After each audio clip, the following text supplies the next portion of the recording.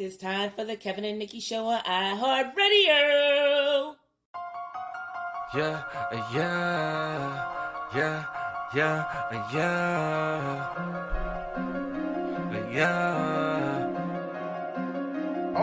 It's time for the Kevin and Nikee Show.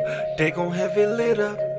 Yeah, you know, it's time for the Kevin and Nikee Show. They got the airways popping every city across the globe. It's time for the Kevin and Nikee Show. They gon' have it lit up. Yeah, you know, it's time for the Kevin and Nikee Show. They got the airways popping every city across the globe. You know him as a dope actor, Kevin D. Bitten. 360 twice, Jim, how he keep winning. And you know the baddest actress, Nikee won. She so bad you walking past, she had you speaking foreign. If you ain't tuning in, this your reality check. You might miss out on your favorite star celebrity guest. When they celebrate, what you do? You get the bell, yeah. During Kevin's corner, get inspired and encouraged, yeah. Bend them corners while you listen, but don't swerve. Find out what's getting on Nikee nerves. What's bothering Nikee? What's bothering Nick? What's bothering Nikee? What's bothering Nick? Keep on playing. Me and Kevin goes and we gon' get you hit. Yo, check us out on social media. In your mobile phone, we everywhere. You ever stations played out like a ringtone. Follow me like Bino R-E-M-E-Y. Bino Remy. Pop like Semi. And my flow hotter. Thick a semi. Been doing this since I scraped up pennies. But back to the subject, Kevin Nikee.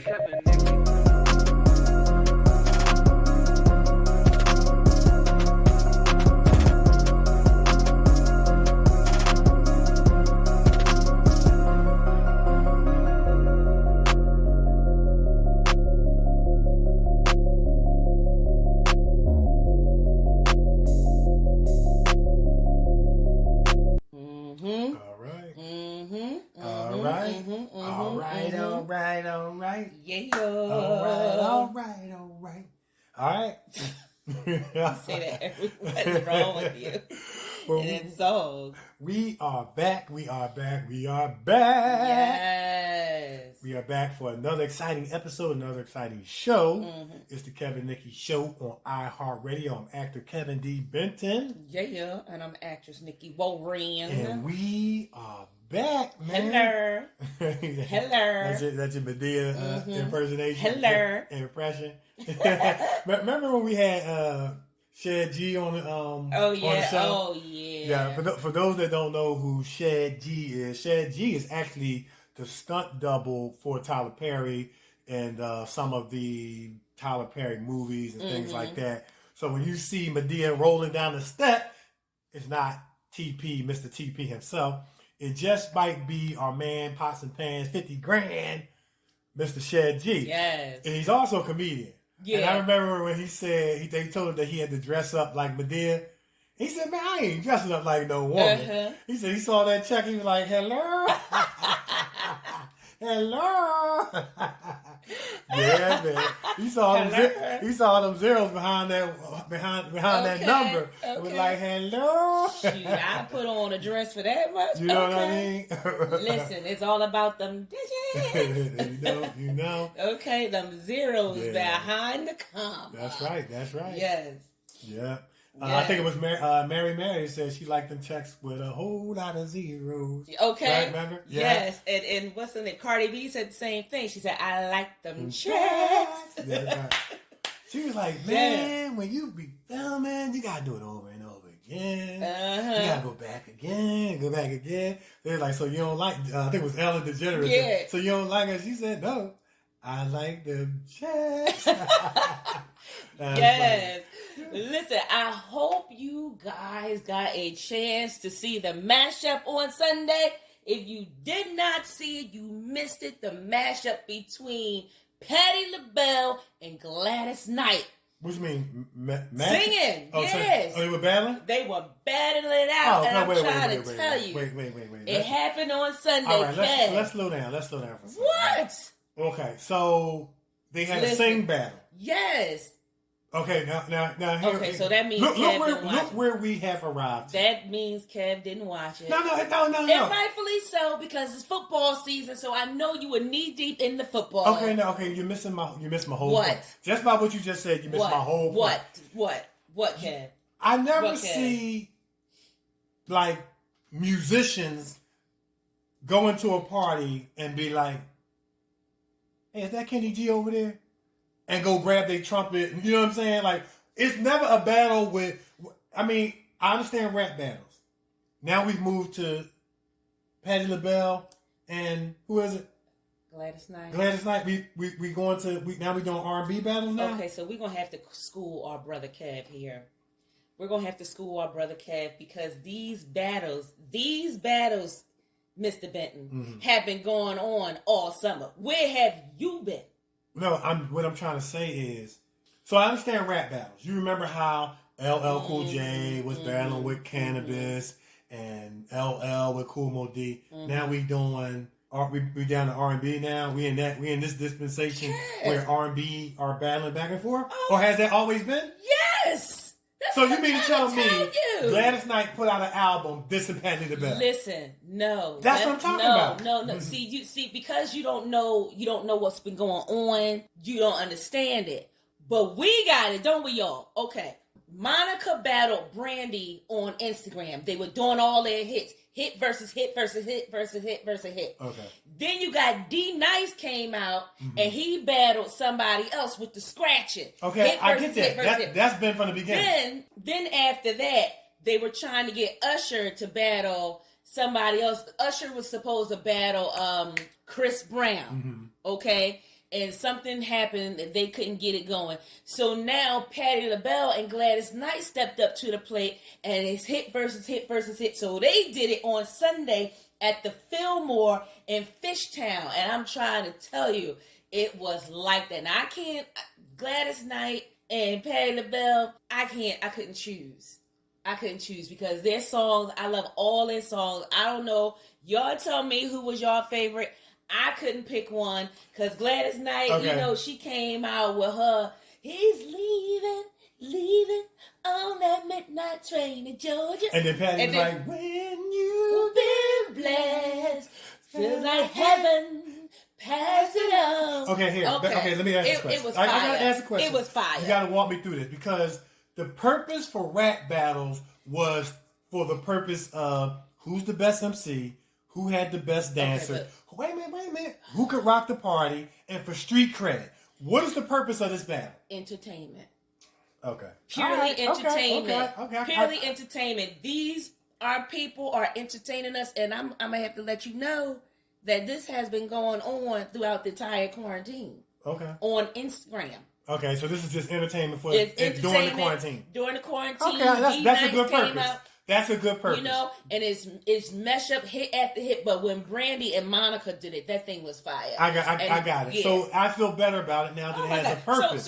So if it didn't have a purpose, this is uncommon. Like why is two legends who are just great in their own right battling each other for what? Why did Monica battle Brandy? They're two legends too. My point exactly. For what? Like what is is it for audience selection? Who was better? Okay. I'm just like we've moved to a place where it's common that rappers battle.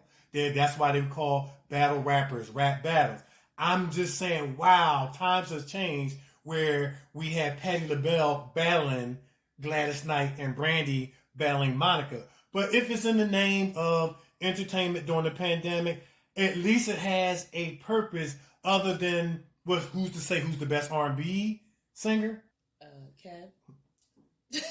I'm just saying. Totally messed that up. I'm just saying. Okay, let's move on. So what battle is next? It was nice to see them get out and sing all their hits, do all their hits. It was really nice. But I'm gonna tell you right now, who I would like to have seen battle, but rest in peace, she's no longer here. I would like to see Patti LaBelle and Aretha Franklin battle up in that kitchen, baby. They were already battling over the sweet potato pie. Exactly. You know what I'm saying? I would like to see them battle up in that kitchen over that macaroni and cheese and that collard greens. Come on. I would like to see that. Okay. But Miss Aretha, she's no longer here, but I'm telling you right now, it was awesome. And if you missed it, you missed it. I could not choose between the two. So wait, okay, go ahead.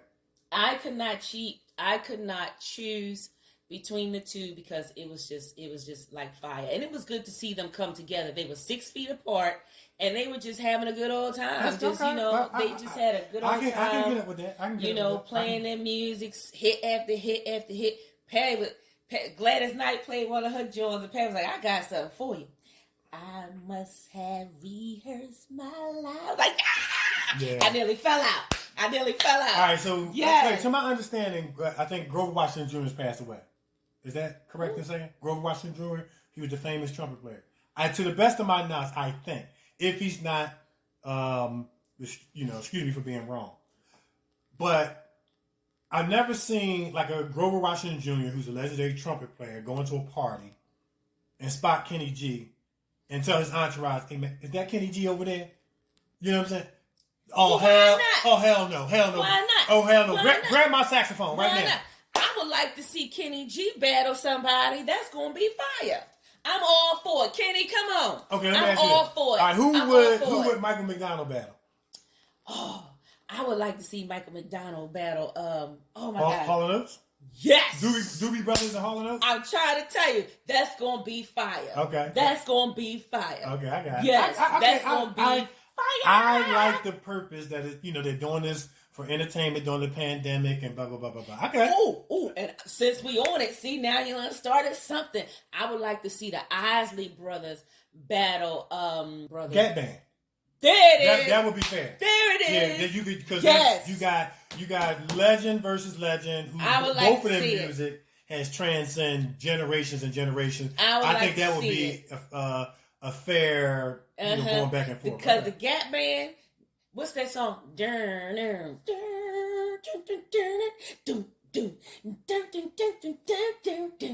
Oh, wait. The Gat Band do... So I gotta get up early in the morning. Find me another lover. Yeah. So I gotta get up early in the morning. And then what's the other one? Another lover. Outstanding. Oh, yeah. Girl, you knock me out. Excited.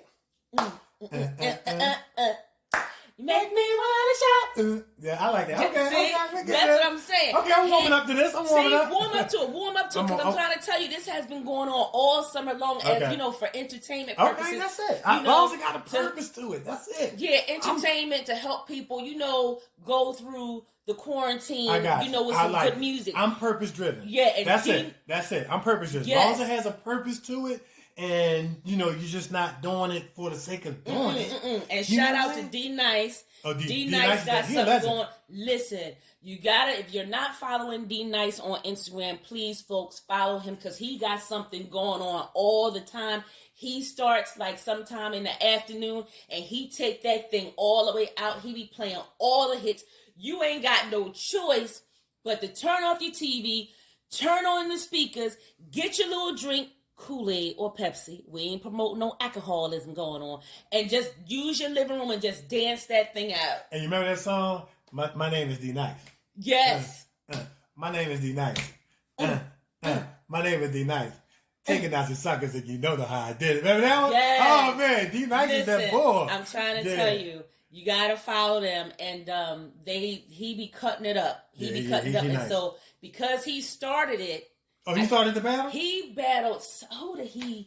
He was battling somebody. I can't remember who it was, and people was lighting Instagram up. Okay. And it was like hit after hit. I just can't remember who he battled, but it was hit after hit. And then all the others like, all right, come on. Mm-hmm. Then Mary J. Blige, she tried to get it. It was a lot. It was a lot going on. I'm telling you, Instagram throughout this quarantine, the musical celebrities have kept everybody sane through this thing. I'm trying to say it's been fun. I love the purpose. I mean, because like I said, it's a lot of pain yes. and suffering and loss and disappointment and discouragement going on. And like I said, if you can allow people to have some kind of escape or distract them from those things in the name what it is. Of entertainment, look, I'm all for it because this is what we do. Yes. You know what I mean? We provide people with laughs, information. We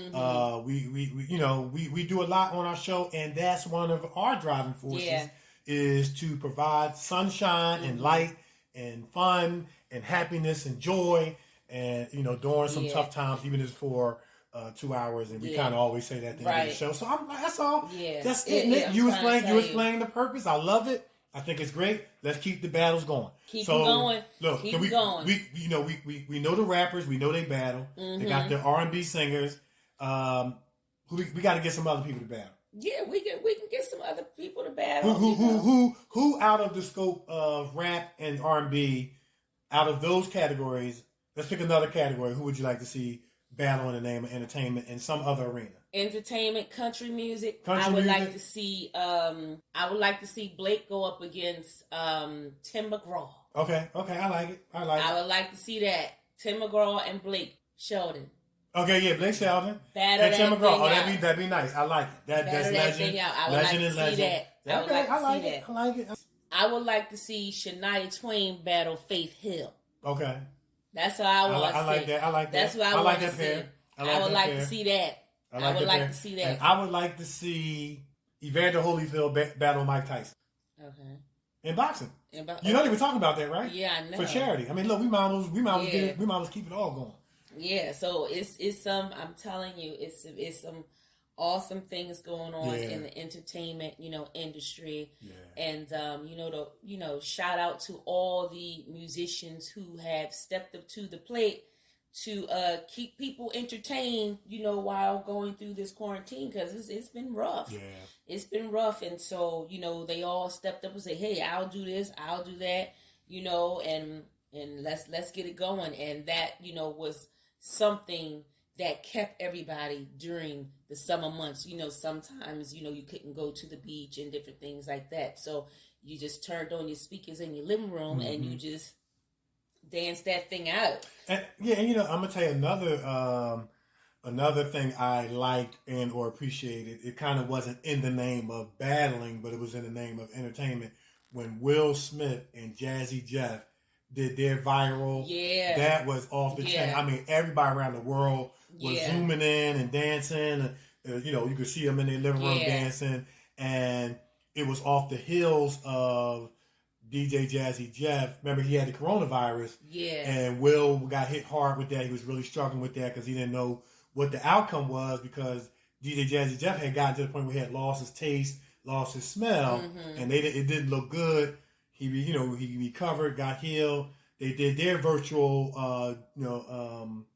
Will was in his house, but he had Jazz on the screen in his house, and it was on another screen for everybody to see. And they were doing all their latest hits, man. It was fantastic, man. Yeah. If you didn't get a chance to see it, you might can look it up online. But they were killing it for old time's sake.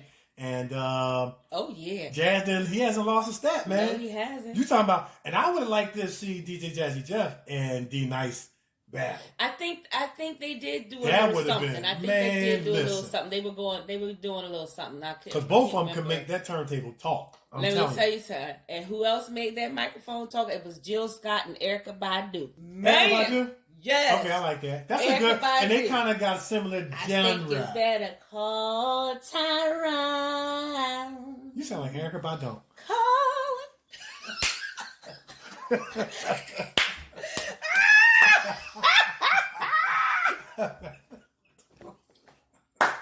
I'm just playing. Listen. I'm just playing.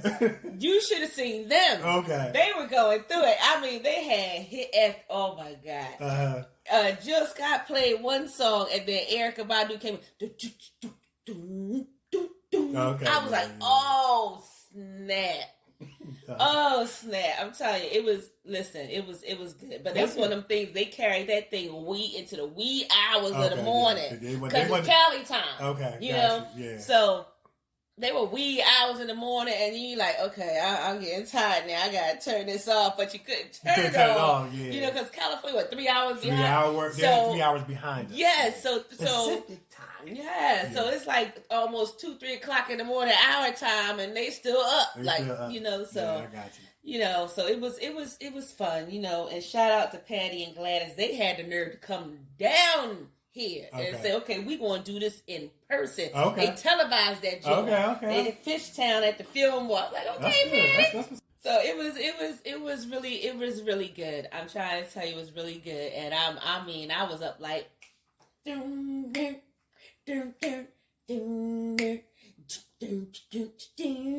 know that song? Yeah. LA. Yeah. That's the song that's on the game. On the game. Midnight Train. Yeah. He couldn't make it, so he's living a life. Yes, I'm tired. It was fun. Midnight Train. It was good. It was good. Hey. Yeah. Yes. So it was good. It was good. That's good stuff. I like it. Yeah. Because people, they need something to take their minds off, their present, pain and suffering. And hey, man, if that's the purpose, man, I like the purpose, and I'm sure that it is helping people to just feel like, hey, man, everything's going to be okay, or things, if they're going to get better. You know what I mean? And hey, look, man, I like it because 2020 has been a rough and tough year. And, for all those, around the world, celebrities and non-celebrities alike who have just stepped into the plate and just tried to do what you can do in your sphere of influence. It might not be on TV. It might be a podcast radio show. It might be in your church. It might be in your community. It might be some kind of, anything that you came up with to just help people to be happy, have a reason to be happy, have a reason to smile, have a reason to get excited about something during this time. Yeah. Hey, I say hats off to you. I say kudos. And we echo that sentiment here at the Kevin and Nikee show. All right. That was it for the battle. Yeah. So, without further ado, we always got a lot to talk about, a lot going on, and a lot going on in Kevin and Nikee's world. So it's now time for the daily adventures of Kevin and Nikee. All right, Nick. So what's going on in Nikee's world? I saw Mulan, and it was really good. It was really good. Yeah. It I was haven't really seen good. It's you're going to enjoy it. Okay. They did not do some of the things that was in the cartoon. Okay. But it was really good, and I'm not going to give it away. You guys got to see it. But the message was very clear. Message was very clear. If you have not seen Mulan, please see it. The message was very clear. Very clear. And also we're going to have one of the actors from Mulan on our show in October. Yeah. His name is Chen, and he played one of the warriors. So we're going to have him on the show in October. Okay. And we'll keep everyone posted about that. I'm sure that the movie will still be, fresh in everybody's minds. So we're going to get a chance to talk to him about the making of that. Well, his role in the scenes. So I haven't seen it yet. I'm looking forward to seeing it. And I've heard nothing but good reviews about it. And plus, and look, I'm a martial arts fan, of course, and I heard Mulan was getting it in. Yeah, it was really good. Yeah, so it's really good. Yeah, for me, man, it was just relaxing. Yeah, man, just getting rest. Always staying on my lines, staying on the grind. There's always things that I am doing at home, whether it be online, networking on the computer, things like that. So for the show and for our brand, so that is I want to say a mainstay, a consistent thing that I'm always doing. But I was just getting rest, man. Just needed to slow down and push the pause button, man, and get some rest. But like I said, studying my lines for upcoming projects that we have forthcoming.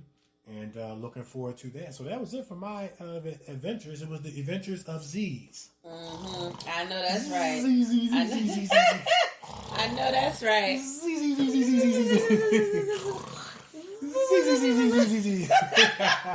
does that sound like? The Tin Man from the Wiz. Yeah, that was a classic, man. The Wiz is a classic. You messing up a classic. Right, Chris Tucker said. You messing up a classic. Remember that song? Slides of oil to me. Let it trickle down my spine. If you don't have STP, Crisco will do just fine. Slide some oil to me. Let it go down my knees or something like that. Slide some oil to me, girl. Woo! Don't that feel good? Oh yeah, man. The Wiz is a classic. Don't sleep on it, man. I'm trying to tell you. Don't sleep on it. All right, so that's it, man. Want to tell them where they can find us? Go and get it. All right, so gang, we want y'all to continue to follow us and go with us and flow with us and show with us. Rewind. All right, forgot to mention that Bruise did premiere. Yes, it did. This past Saturday. Yes, Bruise did premiere at the Toronto International Film Festival, and rumor has it was off the chain. Everyone really enjoyed the movie. They loved it. And FYI, Bruise, Halle Berry, which is our directorial debut, has landed a $20 million deal for Netflix. Nice. So it's going to Netflix, and we'll be keeping you guys, posted about that. So you go check it out, man. I had the honor and the privilege to have a role in this movie, a very highly visible role. I guess I can say it now that it's premiered. It's done, baby. Talk about it. So I had a role in there, and I just want to let them see. We'll just let them see. Yeah, check it out on Netflix. We'll keep you guys posted. Yeah, for when it's going to air. When it's going to air. And because I'm dying to see it too. Yeah, they said it was really, really good, and they said that they might be talking about Oscar for her. I hope so. I wouldn't be. She put it. Yeah. This I don't think this was her directorial debut. I think this is the second movie she directed. Okay. There's another movie that she directed has something to do with sharks. Okay. Yeah, I saw it. It had that. So this movie, is like her secondary. Yeah, it's her secondary directorial debut. Okay, I got it. Yeah, because the first one starred her and her husband. Okay, I got her now husband. Okay. So that one she cracked me up on that one. She wanted to go out there to see the shark. I'm like, Hallie, I don't think so, girl. Leave them sharks alone. Mm-hmm. So this is her second one. So shout out to Miss Berry and Bruise, and she got in shape for this one. Well, she was always in shape, but she had to muscle down. Yeah. She had to muscle down for this one. So, shout out to Miss Berry. She got in. Yeah, she had to muscle down. She had to put on that muscle mass and stuff like that, and she changed the diet and everything so that she can get it real good. And come on, Halle. Yeah, can't wait to see this. So she worked very hard. Mm-hmm. Now, to my understanding, she trained about 8 months. Yeah. She trained 8 months to a year. Yeah. And she really learned how to fight like an MMA fighter. Yep. And like I said, I was there. I was on set. I was ringside. Man, she had the moves down. Yeah. She really, really had the moves down. And she actually, you talk about bruise. Yeah, she really had some real bruises. Yeah. And doing some of the stunts. Like, she did her own stunts. Yeah. Well, she had a stunt. She did have a stunt person who kind of stepped in and did, the training before she stepped in and, did the actual filming. Mm-hmm. But, she did her thing. She really, really did her thing. So, shout out to Halle Berry, the whole entire cast and crew of Bruise. Congratulations to everybody that had anything to do with this movie. They filmed parts of it down in Atlantic City, and there were a lot of people in the Atlantic City area, Philadelphia area, who were employed because of this, and brought a lot of revenue to to their area. So Yeah, so we're excited about that, man. But like I said, we'll keep you guys posted. Nice. So, nice. All right, so we're going to take a break? Yep. We're going to take a break. But before we do, man, listen. Our special guest is an adventurer, world traveler, explorer, fueled by love and gratitude. I mean, she's a happiness engineer, creatrix, fitness instructor, martial artist, writer, blogger, author, poet.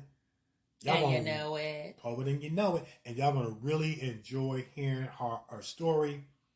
Don't touch that dial. I'm telling you, if you're unhappy, you're going to be happy by the end of the show. Sure. If you're not glowing, you're going to be glowing by the end of the show. I can assure you of that. Don't touch that dial. I promise you, it's the Kevin and Nikee Show on iHeartRadio. We're everywhere, and we will be right back. She just wants to be beautiful. She goes unnoticed. She knows no limits. She craves attention. She praises an image she prays to be sculpted by the sculptor. Oh, she don't see the light that's shining deeper than the eyes can find it. Maybe we're made of blind, so she tries to cover up her pain and cut her woes away. 'Cause cover girls don't cry after the face is made. But there's a hope that's waiting for you in the dark. You should know you're beautiful just the way you are. And you don't have to change a thing, the world could change its heart. No scars, see you're beautiful. We're stars and we're beautiful.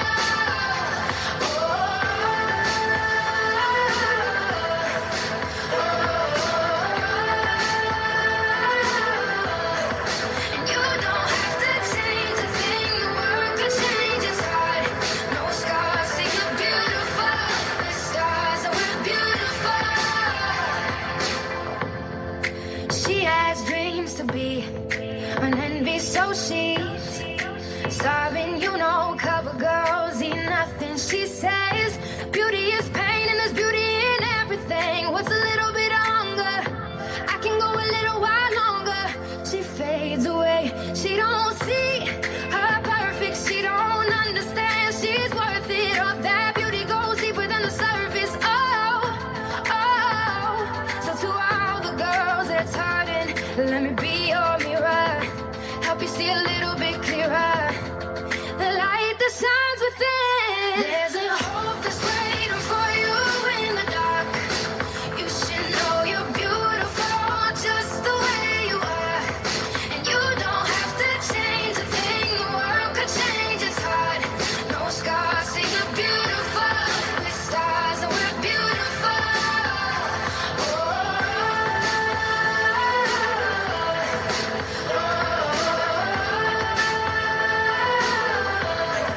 And you don't have to change a thing, the world could change its heart. No scars, see you're beautiful. We're stars and we're beautiful. No better you than the you that you are. No better life than the life we're living. No better time for you shine, you're a star. Oh, you're beautiful. Oh, you're beautiful. There's a hope that's waiting for you in the dark. You should know you're beautiful just the way you are. And you don't have to change a thing, the world could change its heart. No scars, see you're beautiful. We're stars and we're beautiful.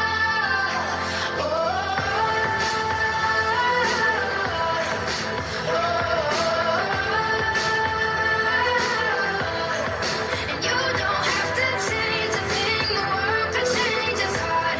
No scars, see you're beautiful. We're stars and we're beautiful.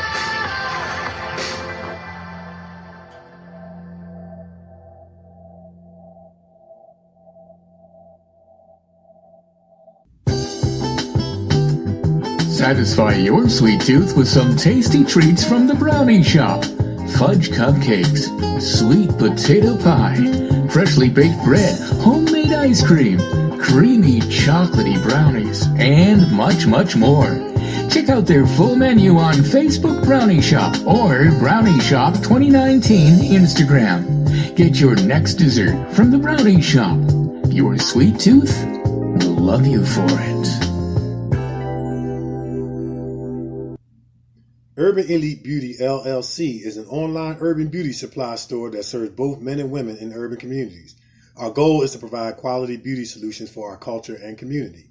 Most importantly, we want to instill in our friends the importance of loving thy hair, loving thy skin, and to love thyself. Check us out on social media, on Facebook at Urban Elite Beauty, on Twitter at dbenton71, on Instagram at urban_elite_beauty, and for more information, go to our website at www.urbanelitebeauty.com or email founder and CEO David Benton at dbenton@urbanelitebeauty.com or call 609-217-5292. Check us out and see what the Urban Elite Beauty experience is all about. Okay. So we ready for our special guest? Yeah, we are ready. Listen, our special guest studied psychology at Harvard University and worked in Silicon Valley before backpacking solo around the world for a year and a half. You know, that reminds me of that song, All Around the World, Sing Song. Mm-hmm. All around the world, and yeah. I can't find my baby. Yeah. Wow, that's crazy. She is an adventurer, world traveler, and explorer fueled by love and gratitude, cultivated her own self-love and compassion while craving exponential personal growth and perpetual following love, especially self-love, as her North Star. Our special guest is the creator of safeandsolo.com, which is a platform to empower other travelers, especially women, to feel safe and confident to explore the world. Our special guest is a happiness engineer, creatrix fitness instructor, martial artist, writer, blogger, and the author and poet of Loving Yourself Into Being, which she published on Valentine's Day this year. Loving Yourself Into Being is a collection of poems about self-love and compassion that dance playfully across the pages to bypass your brain and nestle into your hearts. This book is split into 3 sections, Love, Becoming, and Miracles, with the intention of displaying various aspects of love and cultivating your own self-love and compassion so that you awaken to the magic within yourself and your life, which helps people to feel loved and remember their own deep capacity for compassion, kindness, and love. When our special guest is not writing, she can find her own dancing, singing, unmasked miracles hidden in plain sight and just living her life to the fullest. Also, our special guest was the personal assistant to Jackie Chan. Mm-hmm. So, who are we talking about? We're talking about none other than Miss Karina Hsieh. Yes. How you doing, Karina? I'm so great. Happy to be here with you both. Awesome sauce. Yes. Good. We're so thankful and grateful to have you here. And as we like to start our show, we like to say, thank you so much from the top, middle, and the bottom of our hearts for joining us, being on our show. Like I said, you could be anywhere in the world right now because you are a world traveler and you're with us and sharing with our listeners around the world. And I know that everybody is going to get a lot out of the show. And, we're excited. We're really excited to talk to you. Yes, especially me, because I've always wanted to do something like that. Okay. Like travel around the world. But I wanted to travel around the world, eat food. Okay. That's what I want to do. Because I'm a foodie to my heart. I wanted to go to all these exotic places, and eat and then tell people, this food, you got to try this and different things like that. So we're just going to jump right on into it. But wait. Why don't you go to Disney World? It's a small world after all. You can No. I want to know. I've been to Disney World. I've been to Disney World. That's Epcot. No. What's the one where you can travel Epcot? That's Epcot, and you go to the different parts of the world, and it really looks like that part of the world, and the food is that might be a good start. But anyway, yes, Epcot. My favorite place though was China. China. Yep, my favorite. Say place something was China. Chinese. Say something in Chinese. Xie xie. Oh, now. Everybody know how to say thank you. Now. Shit. Yeah, actually.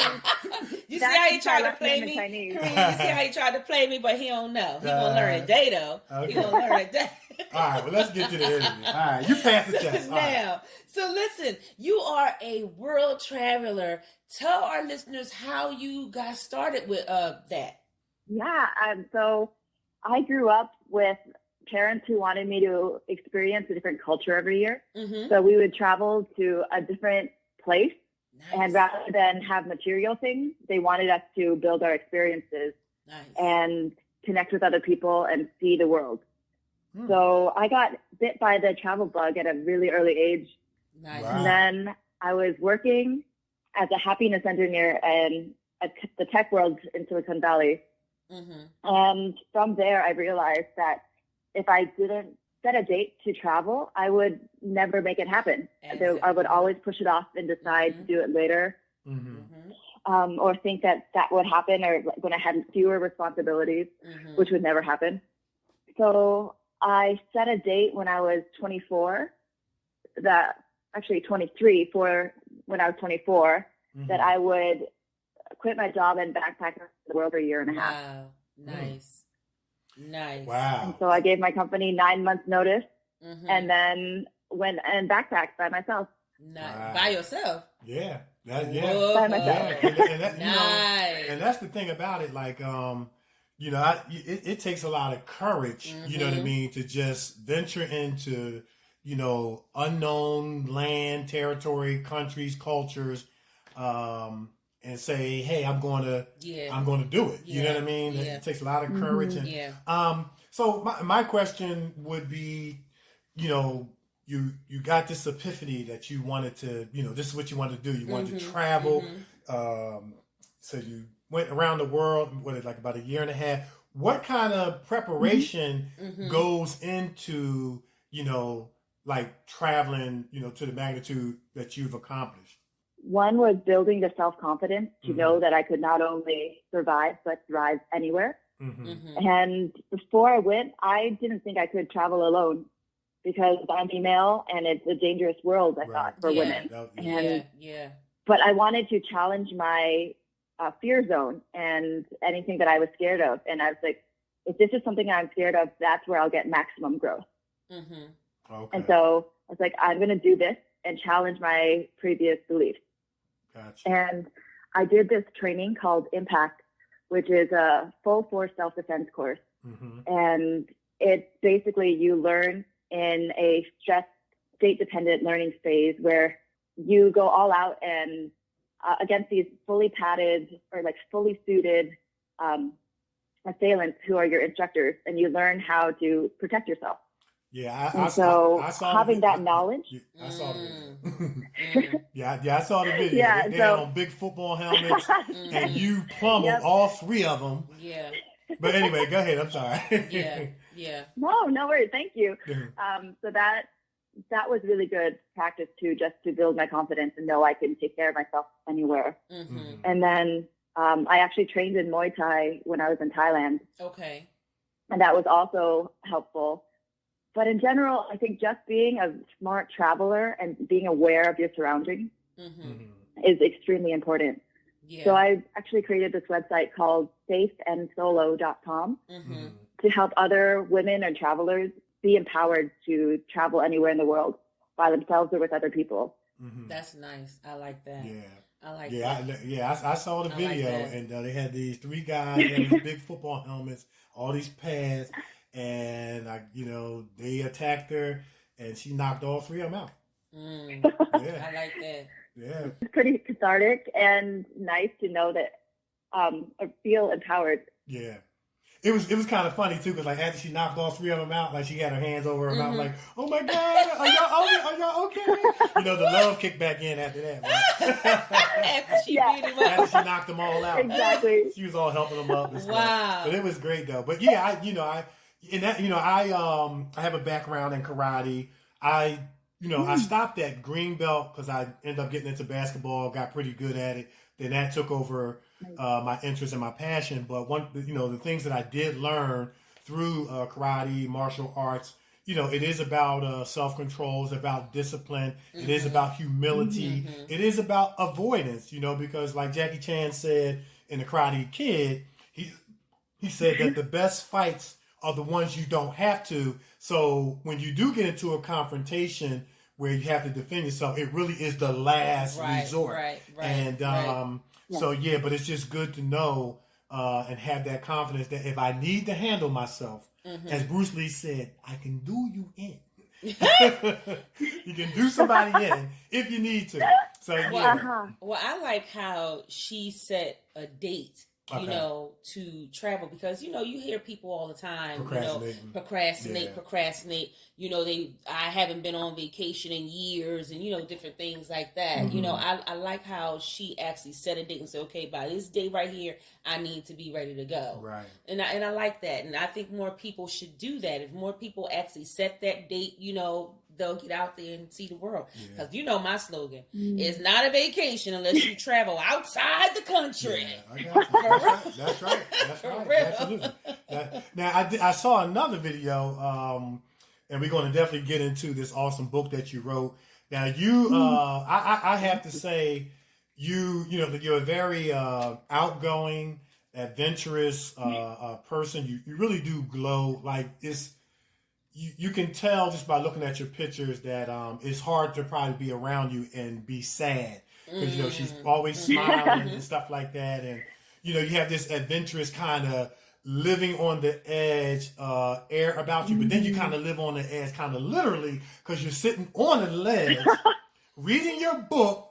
You have the video. And I'm like holding my breath. I know you're going to be okay because, it's the video. But I'm holding my breath because she takes the camera and points it downward. And it was a long way down. Wow. And you could hear the wind going, woo, woo, woo, woo. And I'm just like, Karina, please don't slip, don't fall. So my question is, what is it about your personality that just say, hey, today I'm going to walk on this ledge and I'm going to sit here and read my book. And you actually went back to the same place I think you wrote the book or got the idea for the book a year later. Talk a little bit about that. Yeah, so I think it's funny that I'm now very adventurous, because when I grew up, I was very cautious and didn't like change. And so I felt like I really worked on that aspect of myself when I was growing up, because I wanted to be able to explore more and not be scared or be in a little circle that I made for myself. And so I would take little steps out. So people call it it's like your comfort zone. You step outside your comfort zone. I think of it as each step just expands your comfort zone. So each one, you get bigger and bigger and bigger. And so that is your new comfort zone. And so for me now, this adventurous side is very comforting for me. And there's something extremely exhilarating about being at the edge and feeling like you are fully alive. You know that you're like at the edge of like life and mortality in a way, which is a dance we have all the time that we forget about. Right. And so to be able to be there, it just like reminds me again of how much I'm lucky and grateful to be alive. Gotcha. Well, that's an excellent perspective. But, that's an excellent perspective. It is nice. That's an excellent perspective. That you're sitting on the end of this edge, and if an east wind comes and blows, I was just saying, girl, it's like, boom. Yeah. I am adventurous, but I'm not sitting on no legs, Karina. Karina's doing handstands on the end of a cliff. Girl, you know what I mean? Listen, I ain't doing all that. Now, I'll go up there, but that's it. Yeah. But you know what? I get it, man. It's that part of you that says, hey, I'm tired of being afraid. I'm taking life by the bootstraps. And listen, we only get one shot at this, and I'm just going to do it.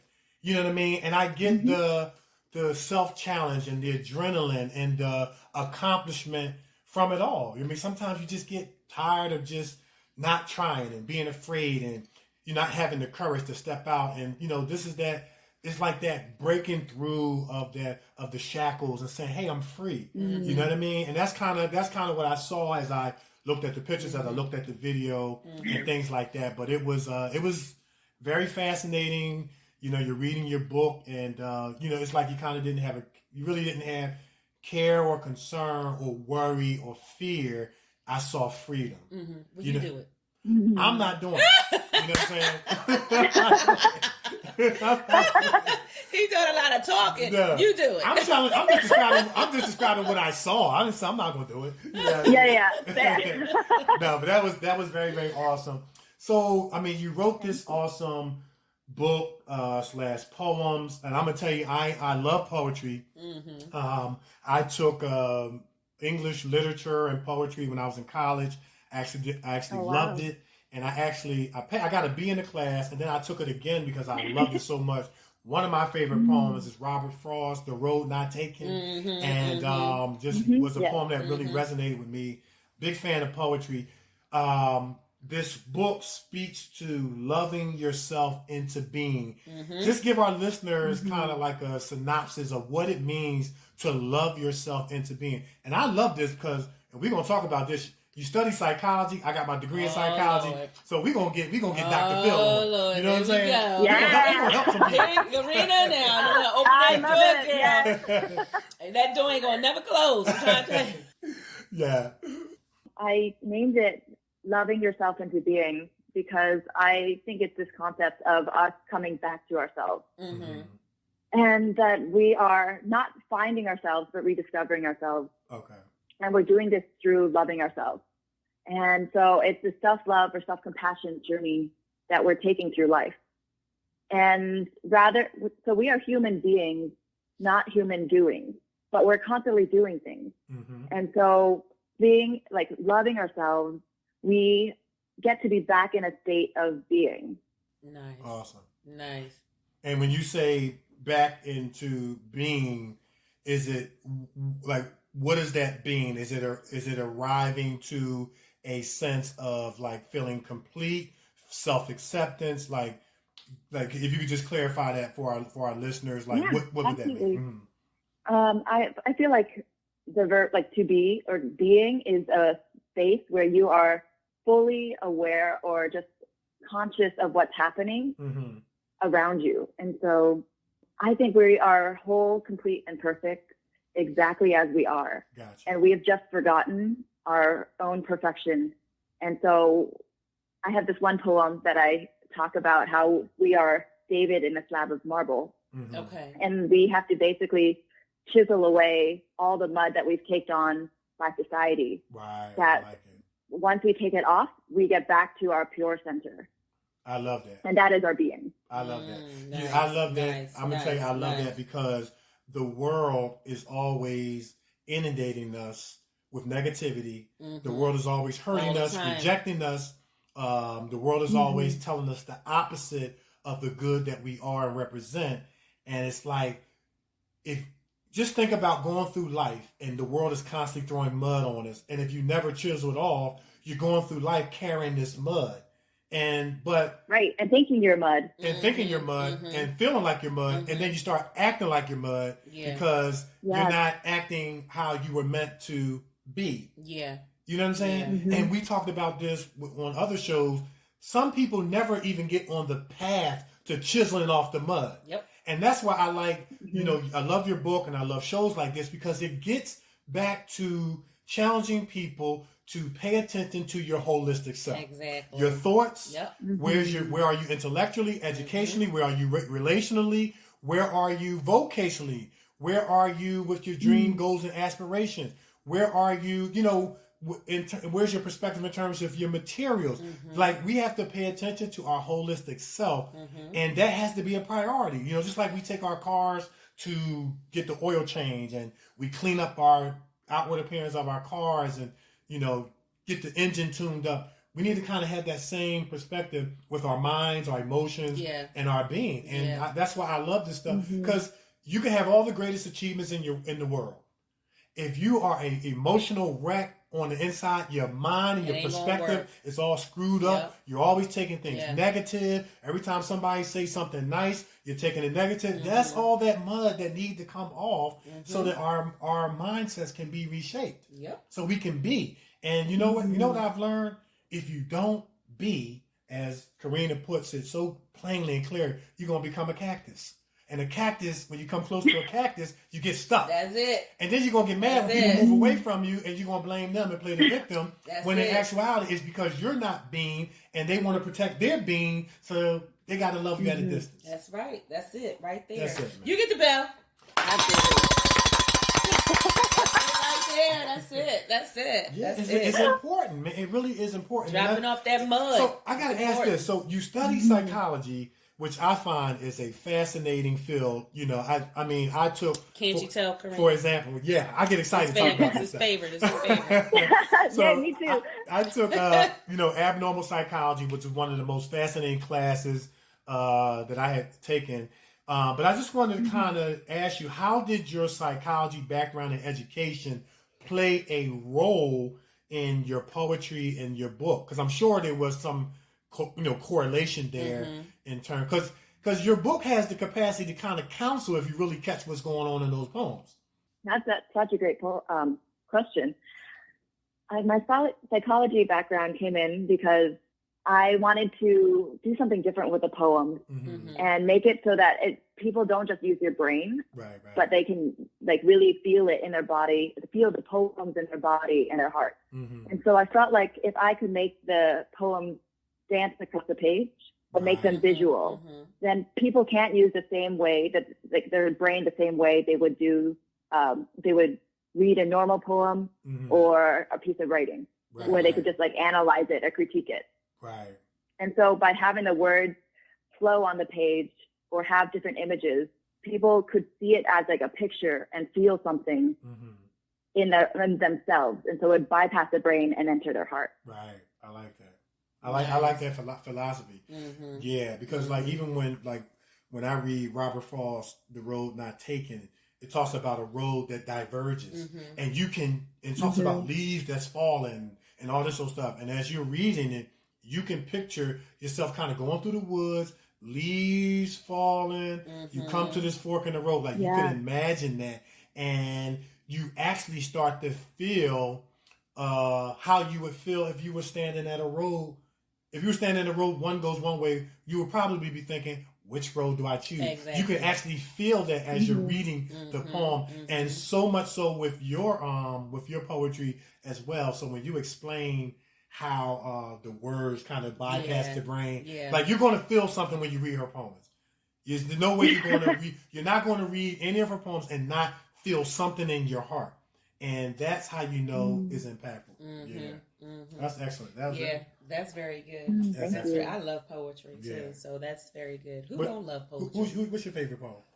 Roses Are Red, Violets Are Blue. Listen, you trying to play me again, Jesus? That's one of my favorite ones too. I was just wondering, was it yours?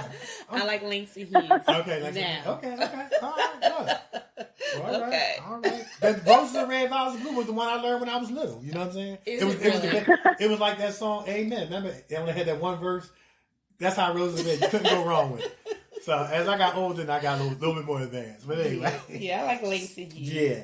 Go ahead. So you're very, you glow. You know what I mean? You glow, you shine. Like I said, as I said on the show last week, the eyes is the gateway of the soul. When you look somebody in the eyes, whether it's in person or in a picture, you get a glimpse of their heart, you get a glimpse of their soul, and love permeates from you, thankfulness permeates from you, gratefulness permeates from you, and your journey is kind of governed by love and gratefulness. And so when I hear stories of someone who has matured to the point where you are, like you're in your good state of being, where people are going to read your book and they're going to move towards a better state of being or a good state of being. But my question would be, I know that you learn to love in an unlovable situation. So some people who get these epiphanies and grow towards love and gratitude, they have some unlovable stories, whether it was being bullied. I guess what I'm saying, there's always a story of growth towards it that wasn't so glamorous. And I was just kind of wondering if there were anyone that you'd be willing to share that, that was the opposite of where you were, that was instrumental of you taking that negative situation and saying, you know what, boom, into being a book comes out of it and you're speaking around the world now? Yeah, that's a deep one. Yeah, definitely. Mm-hmm. So growing up, I had a really loving family and friends, but for some reason, I didn't think I was lovable or deserved love. Okay. And so from a young age until college, honestly, I haven't shared this with most people, but I had an eating disorder where I was a compulsive overeater, and I would numb myself with food because I didn't think I was worthy of love. And so I would try to fill myself up to feel better. Right. And I worked through that a lot through college, but I knew that I needed to figure out how to love myself because I couldn't love others as fully as I wanted to, even if I thought I did, that until I fully loved myself. And so that was actually one of the greatest impetuses for me to backpack by myself, because I knew that I would have to learn to self-soothe and love myself if I was with myself 24/7. Right. Nice. And so at the beginning, I was actually in Bali, and the first week I forced myself not to meet anyone, just to be by myself and sit in that like sadness and just feeling uncomfortable by myself. And I was like, after I can self-soothe and be my own best friend, then I can go back out and meet people, because that is my comfort zone. That's powerful. Yeah. And so that first week, I was crying every day. I was so sad. And I was like, this is crazy. I'm in paradise, but I'm so miserable, and I'm making myself miserable. And I could just easily heal this by just talking to people. But I was like, no, that's putting a Band-Aid on this. I got you. Nice. By using others as myself. And I need to figure out how to heal myself from within. Nice. I like that. That's powerful. That's good, because that's what they were saying about the quarantine. Right. Because a lot of people, were having problems being by themselves in the quarantine because they could not. They could not stand the loneliness, the silence, and different things like that. So they were trying to use social media to try and find someone to come in their home and quarantine with them. Right. So what she's saying, I understand that. She forced herself to be by herself. Right. So I understand that. See, and this lets me know that I'm on the right track, going in the right direction, because that was kind of what I'm going to talk about in Kevin's Corner. Yeah. And she hit it right on the nose. Like, you have to, you can't, I guess in Kevin's Corner, I'm going to talk about when you're able to love yourself, only then and then only are you able to love others. Exactly. Because you can't give people what you don't have. Exactly. And what you just said, Nick, we as people, we tend to go a lifetime, and what Karina said, putting a Band-Aid on stuff instead of forcing ourselves to be by ourselves, to get to know ourselves, to love ourselves. And I think this is a major reason why relationships can't work out, because it really is self-issues coming together with another person's self-issues, and they're clashing when in essence, the problem is each individual person with themselves. Yeah. And I used to say this saying, you can run from you all you want, you're going to bump right back into you. And that's so profound but so true, but we go a lifetime blaming other people. Right. Holding other people hostage for our happiness and for our sadness and all this sort of stuff. If you more than likely you wasn't happy before you met the person. Right. And I like what she said. She said she was in Bali and she forced herself not to meet anybody. Right. Because when you get somewhere, you go, hey, how you doing? You want to, be around people. People are the first thing you look for to be around. Right. But she said, nope, I'm not going to meet anybody. It's going to be by myself. Right. And I like that. And we need to take time to do that. We really do. We need to take time to do that and get to know ourselves. Right. And be happy. And be happy with it. Yeah. You know what I'm saying? Because if you by yourself and you getting on your own nerves, you're not being. No. Absolutely. Yeah. So I really like that. I really like that. I actually spent a week and a half by myself. And once I could actually be comfortable with myself, then I was like, okay, now I can go back and meet people. Yeah. But then the whole trip was really about loving myself and just honoring what I wanted to do or needed to do. And so just trusting myself And every morning I would just wake up, ask myself, okay, which direction do I want to go? And I'd go right or left at the hostel and just see what happens. Because I feel like you can't schedule magic. Yeah. It happens. That's it. If more people did that, they would be better people. Yeah, absolutely. I'm saying they would be better people, less angry, more relaxed. You know what I mean? If more people took the time out to do that, they would be better people. Yeah, and that's why I love shows like this and I love topics like this, because it reminds people you got to pay attention to yourself, the matters of your heart, the matters of your mind, and how is that? How is my pain? How is, you know, those things that I'm facing? How is it playing out in my life and impacting those closest to me? You know what I'm saying? We have to give thought to that, and we have to give some attention to that. And if we don't, like the old council slogan says, hurt people do what? Hurt people. Yeah. You know what I mean? Yeah. And I don't think that I think that there's a quest inside of all of us to be perfect. You know what I mean? I think there's a longing to be perfect. There's a longing in us to be loved. I think there's a longing in us to be significant. And I think that one of those longings inside of us is to be healed, to be pain free. Yeah. You know what I'm saying? And though we know that that's utopia in thought, you know what I mean? We'll never be pain free from everything. You know, it's always going to be something that we're hurting from, or something that bothered us, whether it was from our past or something like that. But I think that part of being and learning to love yourself is going to be able to help us manage what stays there. Right. Maybe there's some things in life you won't ever get over, but you can manage it so much so that you can live a healthy, productive, psychologically, emotionally life, and be able to relate to people in positive ways, so you don't be a cactus and stick people when they get close to you, and you know, and stuff like that. So this is just great stuff. This is great topic, man. I love it. What was you gonna say, man?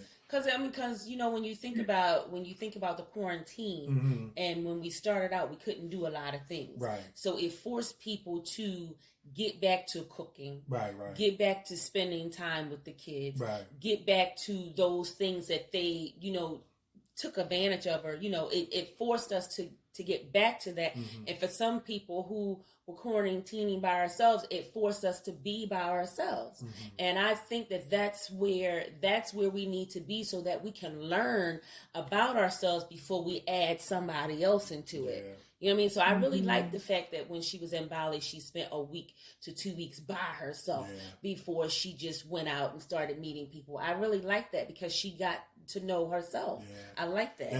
I like that. That is just great. That is great. And then for somebody that's out there listening, you don't necessarily have to travel to another country to be by yourself. You could make time right in your own proximity. You know, wherever you are, wherever you live, you can make that time to have self-time or to be by yourself as much as you could have it. You know what I'm saying? Yeah, but I like the idea of going somewhere. Right, but what if somebody don't have the money to travel to a different... Fine. You know? Well, just drive to a different city. The reason why I say that is because the reason why I say that is because you want to get from your normal surroundings. I got you. You know, you want to get from your normal surroundings, and you want to get away from the people who know where you live, and different things like that. You want to go somewhere and just be by yourself. I got you. You know what I mean? Cut the phone off, cut the TV off. You know, you just want to be by yourself. Right. You know, so I kind of like that travel aspect of it. I do. I'm going to tell you, man, I remember when I first traveled overseas to Portugal, I mean, I was homesick. I'm going to tell you. I mean, this is my first time, you know, out of the country. I was very, very homesick. And I went through that self-time. Nobody spoke English. Every time, like I'm walking around the town, English, speaking English, you know, nobody speaks English. And I was forced to be by myself because I couldn't connect or relate to anyone. And that self-time, though I was homesick, it was one of the best things that ever happened to me, because it forced me to grow up fast, mature, and it made me decide, are you going to be an overcomer or are you going to be a quitter? And I decided that I'm not going back home. I'm not going to quit and go back home, because I wouldn't be able to live with that. Yeah. So I'm staying, and I'm going to deal with this. And I stayed and dealt with it. And, I guess I want to say into maybe the first month I was there, it was the kids in the neighborhood were the ones that spoke the best English. Yeah. So I started hanging out with the kids. I was out there rollerblading, skateboarding, like, yo, y'all going to the movie? You coming out to play? You know, they were the only ones I could talk to. And they showed me where the movies was. And I got to give a shout out to my man Paulo over in Portugal. They are still my family to this very, very day. I keep in contact with them on Facebook. They showed me how to count the money, where the movies was, and he's my best friend to this day. And that was like years and years ago. But Karina, I can relate to that self-time being that self-forced time to say, hey, I'm going to get into me. Yeah. And it was the best thing that ever happened. She's about to make us take a vacation. Man, we about to go travel somewhere, Travel somewhere. Yeah. I'm loving this. Yes. Yeah. I'm loving it. Well, she about to make me go look at some prices. Let me know where you go. Yeah, right. Look at some prices. No, you know what? Mount Kilimanjaro. Oh, wait with now. Diana Noriega Wang and her husband. You know what? I would love to see her and Diana get together. Oh man, and climb that mountain. Yeah. I want to see it. Friend. Yeah, that'd be Mount fun. Kilimanjaro. Oh my goodness, that would be fun. Great. Yeah, Diana and her husband climbed that mountain, and they got to the top, and they were happy that they got to the top so they can come down. But I want to see if Karina. Oh, I know Karina would make it. I know she would do it with no problem. Karina would be a friend. I'm gonna tell you. She'd be leading the line. She would be a friend saying, "Come on, y'all taking too long." You know what I mean? I already know. Listen, I'm gonna tell you. But the first time I would have seen them bringing the body down with a snowmobile, I'd have been like Chris Tucker on Rush Hour 2. Oh hell no, we going back the other way. That's it. I'm bailing out. I'm bailing out. Wow. Yeah. Now I want to switch gears a little bit because you were the personal assistant to Jackie Chan. Tell our listeners a little bit about that experience. Yeah, that was really interesting out of the blue. I was actually in South America backpacking when Diana Wang, she's a really good family friend, who is Jackie Chan's dialogue coach. She reached out to me while I was backpacking and said that Jackie's looking for a new personal assistant. And she thought I'd be perfect for this role because I speak Mandarin and English. And I travel the world, so I understand different cultures like he does. And I write, and so he wanted someone to help him with the social media as well. And so initially I was thinking, well, I just quit my job to backpack, so I'm not looking for a new one. Right. So I initially like politely declined, but thanked her. And then she reached out again and was like, I really think that this would be a good role for you. And so maybe please reconsider. So I thought about it. I was like, when does Jackie fall in your lap? And if I don't like this gig, it was a 3-month gig. If I don't like it, then I can go back and backpack because the world will still be there. And so I flew back home, had a week to rush order my visa and flip all of my suitcases or everything, get ready to move to Beijing. And that was May 1st, 2016. Wow. Okay. And that day I landed, I met Jackie, and I met him right in the elevator right before a conference. And I was just kind of mind blown that I'm in this elevator with Jackie Chan. And then I would just spend I was with him for 2 months, basically 24/7, or whenever he wasn't sleeping, we were there with him. And it was interesting being on set with him and going to these different restaurants where they usher us into our own private room and just being one of his right-hand people. Yeah, that's awesome. Wow. I thought they sent the helicopter to pick her up, because she had said, yes, the helicopter coming right now. Coming to get you. That would have been epic. Yeah, I know, right? Yeah, that's awesome. Nice. That is awesome. Nice. Yeah, man. I had a chance to meet Jackie Chan. I've kind of said this on a lot of the shows. When I was playing professional basketball over in Taiwan, and he was a special guest at our basketball league Christmas party, and so they put him on this crane, and he put the star basketball on top of this. It was this huge Christmas tree made out of 500 basketballs that kind of went in a spiral, and he was and so I'm over there eating some fruit, And I turned around and Jackie Chan is standing right there. And I'm like, oh my God, Jackie Chan is standing right there. I got to get his autograph. And the guy from the press, one of the guys from the press gave me a marker. I couldn't find a piece of paper, so I whipped the fruit down on my plate and had him sign the back of my plate. And I shook his hand, and the newspaper snapped the picture, the Taiwanese newspaper. And I'm gonna tell you, that next day I couldn't read Chinese a lick, but I bought like 25 papers and mailed them home and said, "Mom, Dad, I just met Jackie Chan," and I still have the pictures and the plate to this day. But he's a very, very fascinating, intriguing guy. And yes, he is. Yeah, it was that was one of the highlights of my life. Something that I'll remember the rest of my life. And well, it'd be even better if I got a chance to be in the movie with him. But that would top that. But until that happened, that was the best one. Yeah. But that's great. That's awesome. That you got that experience, and how many people get the opportunity to even be that close to Jackie Chan. And let alone to be able to work with him, the legend, the icon, international superstar that he is. So yeah. So you mentioned you have Safe and Solo, and I mean I checked out. It is an awesome website. You got so much to offer. You got inspiration. You got safety tips on there. You got blogs on there. You got the video when you knocked out the 3 guys with the football helmets on there. You got all kinds of stuff on there. So just talk a little bit about that website. And I like it because you want to empower everybody, but you kind of narrowed in on empowering women. Talk a little bit about that website. And I'm telling you, go to the website. It is fascinating. So much. I mean, you're paragliding. She was swimming with seals. I mean, it was all kind of stuff, good stuff going on there. Now, you had this one picture on there where you was kind of talking to the penguin. I would have got scared because the minute he would have flapped his wings, I would have been up a tree. Like, where's he at?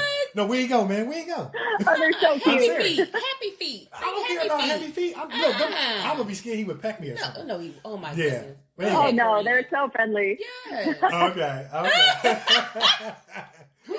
Yeah. So talk a little bit about your website and what people can get out of it if when they go visit and all that kind of stuff. Yeah, absolutely. So Safe and Solo, it's like SAFENSOLO.com.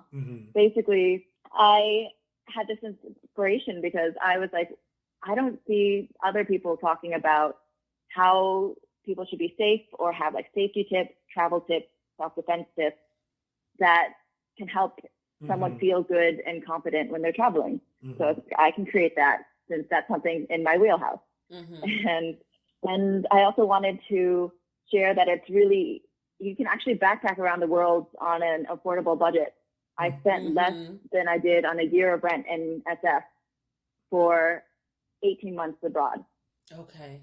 That's including flights, like Airbnbs or hostels, food, gifts, any travel. Basically, I was sharing some of the thoughts that I had of safety, like keeping one, like if you're wearing headphones, to like keep one out so you're aware of your surroundings. Right. To keep yourself up or like confident and like you can make eye contact with people so they know that you are there. And people will usually target the weakest link, the weakest person. And if you are not that, you will be more safe. And so just keeping yourself grounded and aware is so huge. And like, I have this little personal safe, which I put all my money or ID or cash and things in. And it has like a little lock and, what is it called? A cable that you can put around like a table or anything. So if you're staying someplace, someone can't just remove it. So people are going to try to find something easy like your wallet.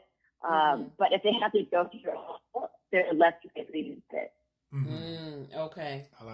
I like that. Yeah. I like that. Yes. Because and when you think about someone who might be keying in on someone, like take parked cars on the street.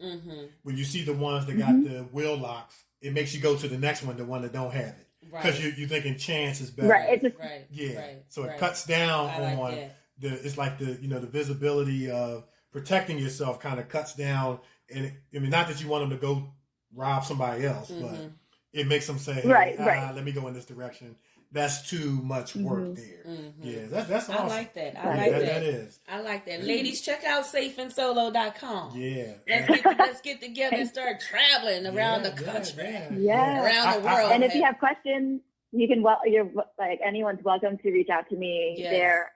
And I'm happy to help if I can. Yeah, she has a contact link on there as well. Yeah. And, I think you would be an excellent tour guide, like a travel guide, where you would kind of, almost like Amazing Race, where you would be the leader and take, maybe a group of people and just kind of, be the leader of this tour. We're going to be going here. I think you would do excellent. Yeah. Thanks. Yeah, I think you would do excellent. Thank you. I've actually thought about that here and there. Mm-hmm. I was like, oh, that'd be fun. And I was thinking about it in Patagonia. Or the Pyrenees, other parts. I was like, oh, this would be fun. Yeah. I was just about to say, if you do one, we'll sign up till you said Patagonia. So we have to wait till you get I was just about to say, you know what, if you do one, we might want to sign up and go with you. But she said Patagonia. I said, nah. No, that's cool. No. I think you would be excellent. You would be excellent for that. You would be, because I know, to be like a tour guide, it takes a lot of patience, which you have. She has the love, and she would be able to teach and instruct. And I think you would help people. You would make it easy for them to feel empowered, so they wouldn't really have to. You would help them with their being transition, as opposed to them. You know what I'm saying? Because you would be the one. I think that'd be a lot of fun. Yeah. Absolutely. Yeah. So, man, this has been a lot of fun. Yes, it has. It really has been. Karina, we just want to thank you for sharing with us. Thank you. Yes, our listeners around the world, a lot of fascinating information. Stuff. And like I said, y'all go to Safe, that's SAFE, and it got the N, Solo, SOLO.com, and check out the website. It got a whole lot of good stuff on there for people who are interested in just encouragement, inspiration, traveling, of course, and things. And you don't even really have to be a traveler to benefit from all the information that's on there, because just watching you do stuff like scuba dive and paraglide, it made me say, man, if she can do it, I can do it too. You know what I mean? It encouraged me to try to step out of the comfort zone and say, hey, let me try this, or let me do this, because if Karina can do it, I can do it too. So it's really going to inspire you. And so please check that out. And also please check out her book, Loving Yourself in the Being. And you know what? I'm going to say this. I'm going to put the challenge out there. Love yourself enough to go get this book. It's on Amazon. Because you need, and I need, and we need to chisel off the mud that life is always throwing at us, so that we can be who and what we're supposed to be in this world. Because the better we are, the better we can be for somebody else, right? That's right. That's it. I agree. I agree with the whole thing. Be a better you. Yeah. That's it. So before you go, Karina, as we always say, once you come on the Kevin Nikee Show, your family. Well, you was already family, because a friend of Diana is a friend of ours. But excellent. That's excellent. We want to wish you continued success. But before you go, please put your, how people can follow you, like your websites and all that stuff out just one more time before you go. And absolutely. Thanks. Yeah, my personal website is Karina Hsieh, KarinaHsieh.com. You can think of that as happy spirits in every home. You better go ahead, girl. Yes, I like that. Happy spirits in every home. You get the bell. I like that. Happy spirits in every home. That's it. She love that. I like that. Yes. I like that. I'm going to take my name and make something out of it. That's it. I love it. I love nice. it. That is awesome. Thank you. Yeah. Well, continued success to you. Please keep in touch with us. We're going to keep in touch with you and continue to follow you. And any way you need us to support you, don't hesitate to let us know. Thank you so much, Kevin and Nikee. It's been such a pleasure being with you here today. Thank you so much for coming on our show. Awesome. All right. Enjoy the rest of your day. Yeah. Take care. Thank you too. Bye. Bye-bye. Man, she was awesome. Awesome song. Happy spirits in every home. I love it. I love it. I'm going to make something out of my last name. See what I come out with. I'm going to put something together and see what I come out with. Yeah, awesome. See what I come out with. Yeah, that's awesome. That was great. That was just awesome, man. Yeah. I love these, like I said, I love these types of shows because it forces each of us as introspection not to look at somebody else. What somebody else did What's wrong with somebody else? No. What's wrong with me? What do I need to fix about me? My mind, my emotions, my reactions, my responses, my behaviors. It's one of those introspections about loving yourself into being who you need to be without nobody else in mind. Because you know how when we do something as people, right? Whether it be, especially when it's negative, we always have a reason why it was justified why we did that negative thing, because what they said and what they did, and you know what I'm saying? And it just took the focus off of that and put the focus on you're sitting in a chamber by yourself. Yeah. And you're forced to focus on where your thinking is, where your heart is, where's your behavior. Yeah. You know what I mean? And is it in line with being? Yep. It was great, man. I like it. It was great. And I like the fact that she is using her Safe and Solo platform to empower other travelers, especially women. Because, we as women, we got, women got the children, you got the husband, you got the house, you got the job, you got the family. And, sometimes women are pulled in so many different directions. Men too, being the husband, the father, the provider, you're being pulled in so many different directions. And there's no time for yourself. There's no time for yourself. So I like the fact how she is encouraging women. Come on, let's get out here and let's get some traveling in. Yeah. Men too. You got the job, the children, the wife, and let's find a place for the children and let's get out and get some traveling in and get some of that peaceful travel, going on. I like that. I like that. Be by yourself a little bit. Sometimes, women, you got to leave the husband at home. You got to leave the children at home and get away by yourself. Sometimes you have to do that. And husbands, too. Sometimes you got to leave the wife, leave the children, leave the job, and let's get somewhere by ourselves. But men, y'all get together and y'all go fishing. Mm-hmm. Y'all go fishing. Canoeing, be sitting out there in the middle of the ocean with your igloo thing of beer, and y'all just be no fish, but you just be sitting there, and that's peaceful. Because it's about the fellowship. It's about... It's peace, and it's peaceful, and it's quiet, you know?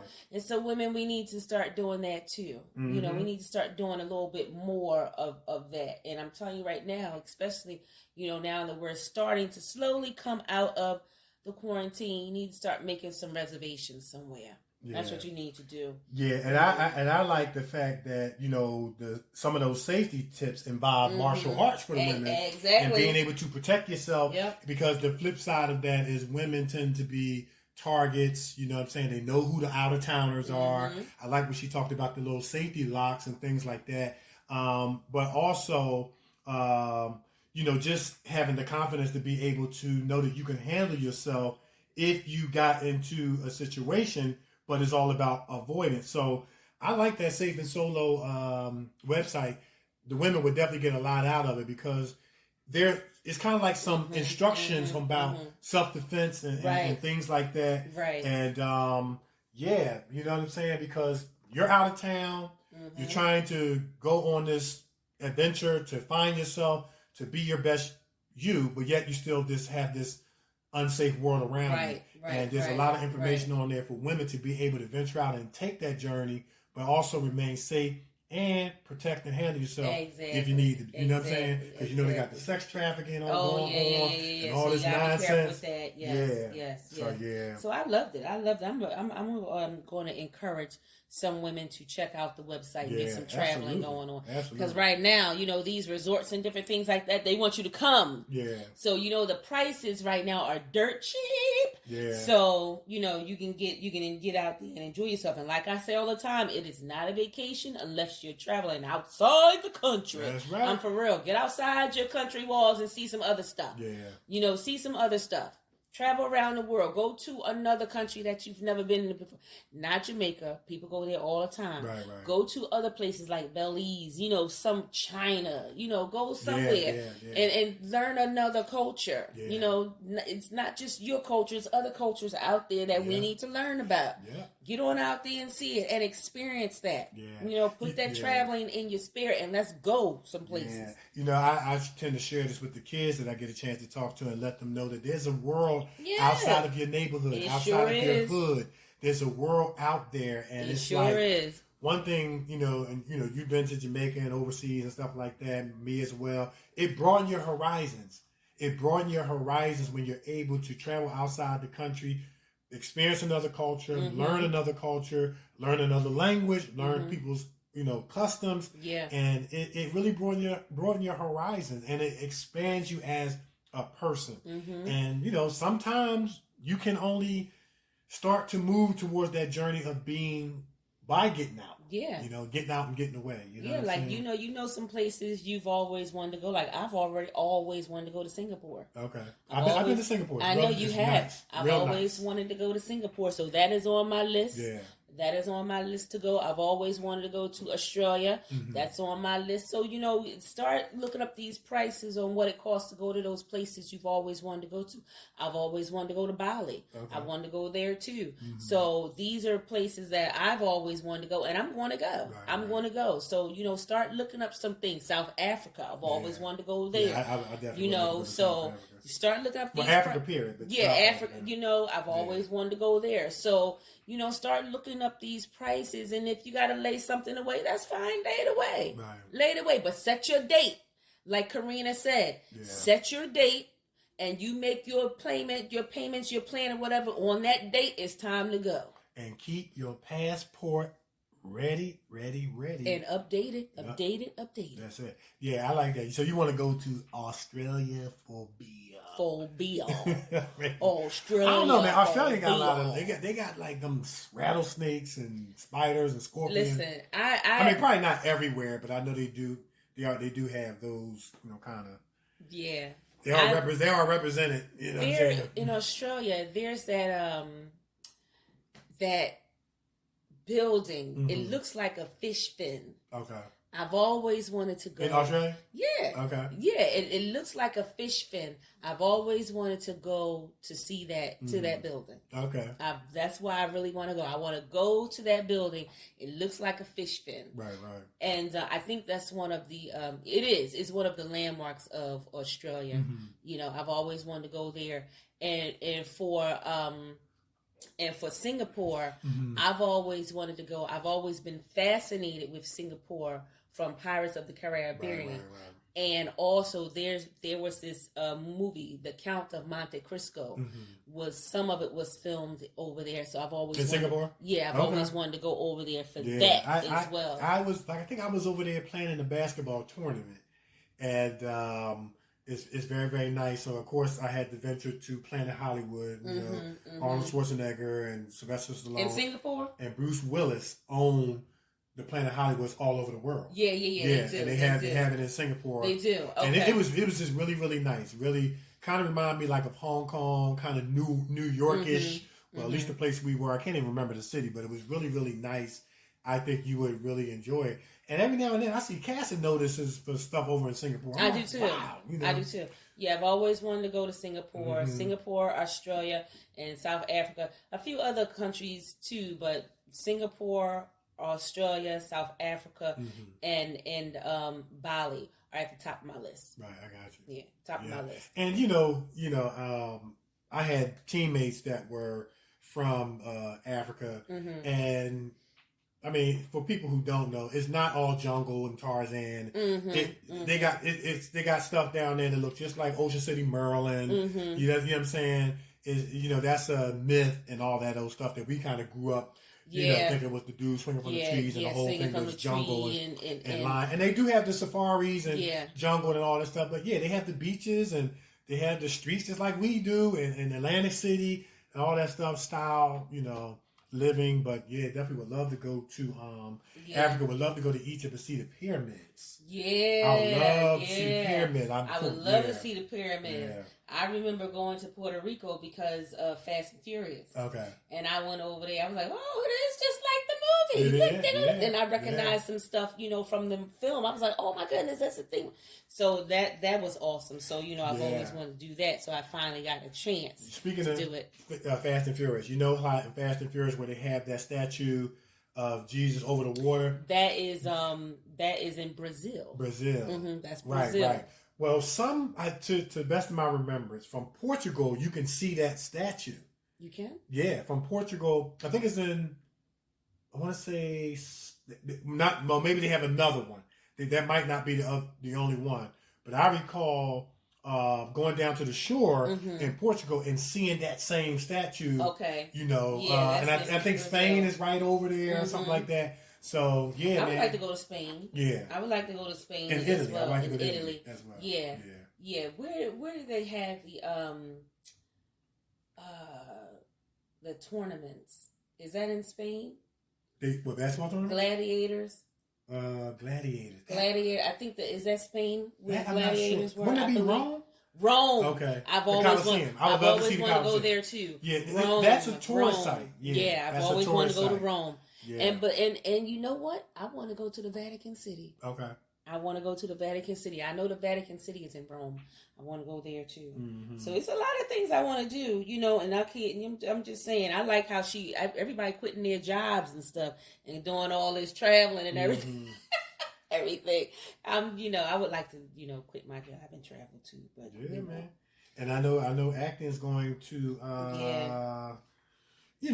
provide some travel moments for us to be able to, and I can't wait for that. See various different parts of the world and things like that. So, yes, that was just great. Great interview. So, yeah. All right. It's a lot of fun. Mm-hmm. Yeah. So, All right.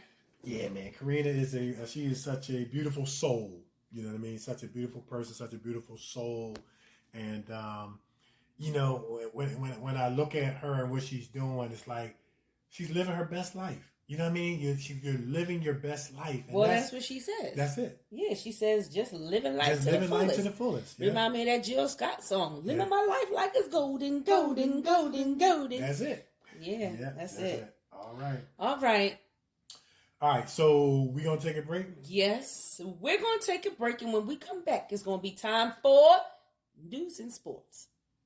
Scholars Professional Editing Firm consists of a specialized group of academic doctors, editors, and statisticians that keep doctoral candidates moving through the academic doctoral process. The Scholars Group accepts doctoral dissertation, capstone projects, premise, research studies, research proposals, and oral defense preparations and presentations. The scholars offer both qualitative and quantitative research assistant data analysis, dissertation editing writing support, and mentorship through their bootcamp 8-week online program. The Scholars Professional Editing Group will keep you moving. For more information, visit www.thescholarsedediting.com.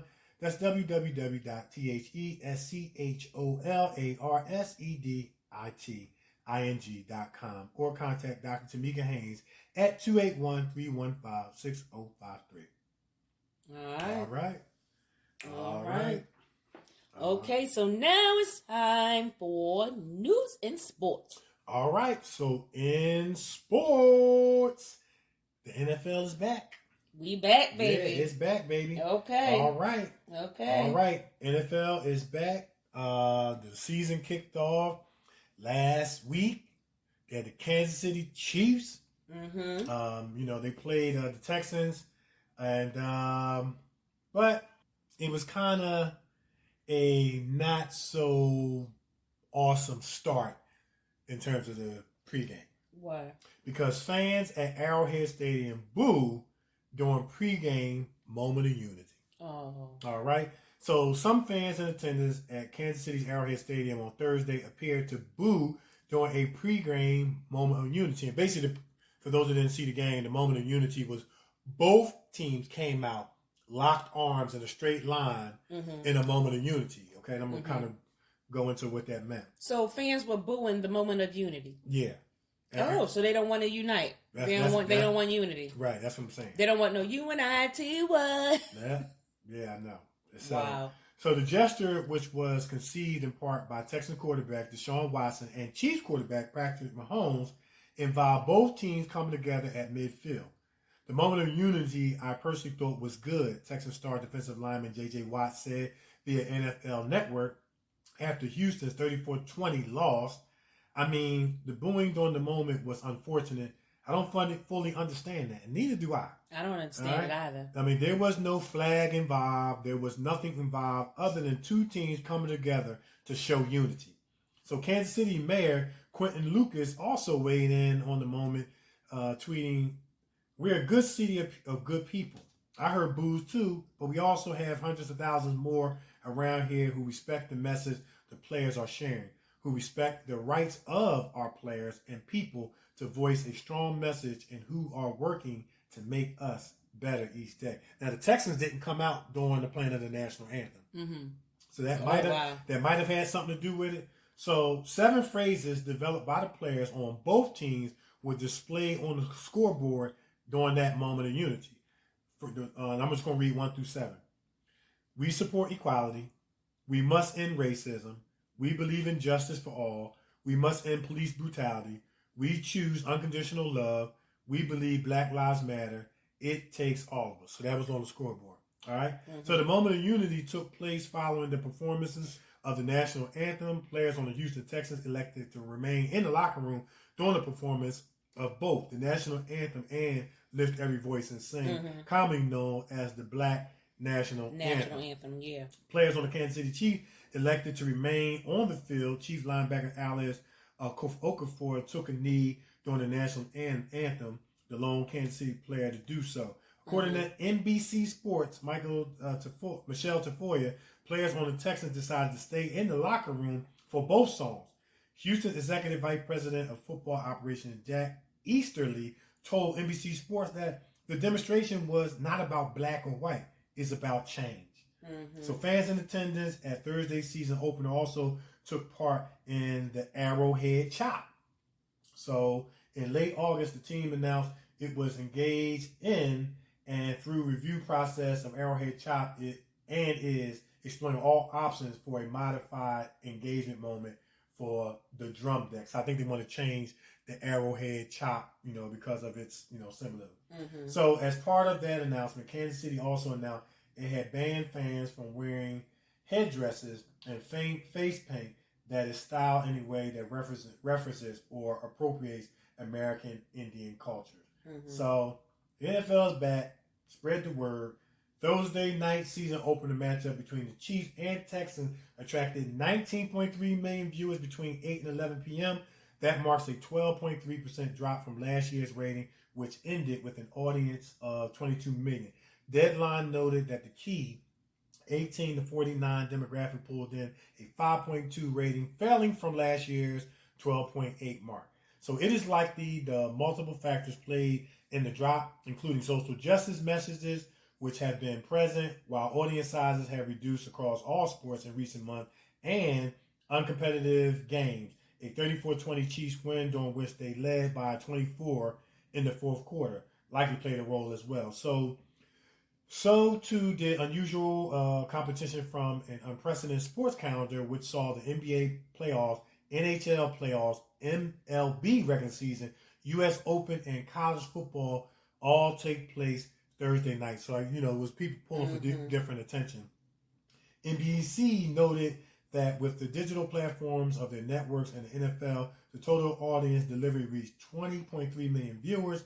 Even though the Chiefs are coming off their first Super Bowl title in 50 years, the matchup between Kansas City and Houston doesn't hold the same national appeal as last year's game between the Packers and the Bears. So this also marked the first NFL season to kick off without a preseason game, perhaps reducing hype and awareness. And I think also what's playing into this is people have learned to adjust without it for the duration of time that we didn't have sports. Mm-hmm. You're forced to adjust. Yeah. And so, you have those people who are on the borderline interested, they kind of may lose interest because I guess I want to say the casual sports fans. Right. You're going to lose them because, they're casual sports fans, and this pandemic has taught all of us to adjust and readjust and adjust and readjust again. So we'll keep an eye on the ratings and see what's what. But I think they got to get 2 different teams in Kansas City and Texas. But I think they had the Kansas City Chiefs in there because they were the Super Bowl champions. Right. And they thought that would be a draw, of course, and it probably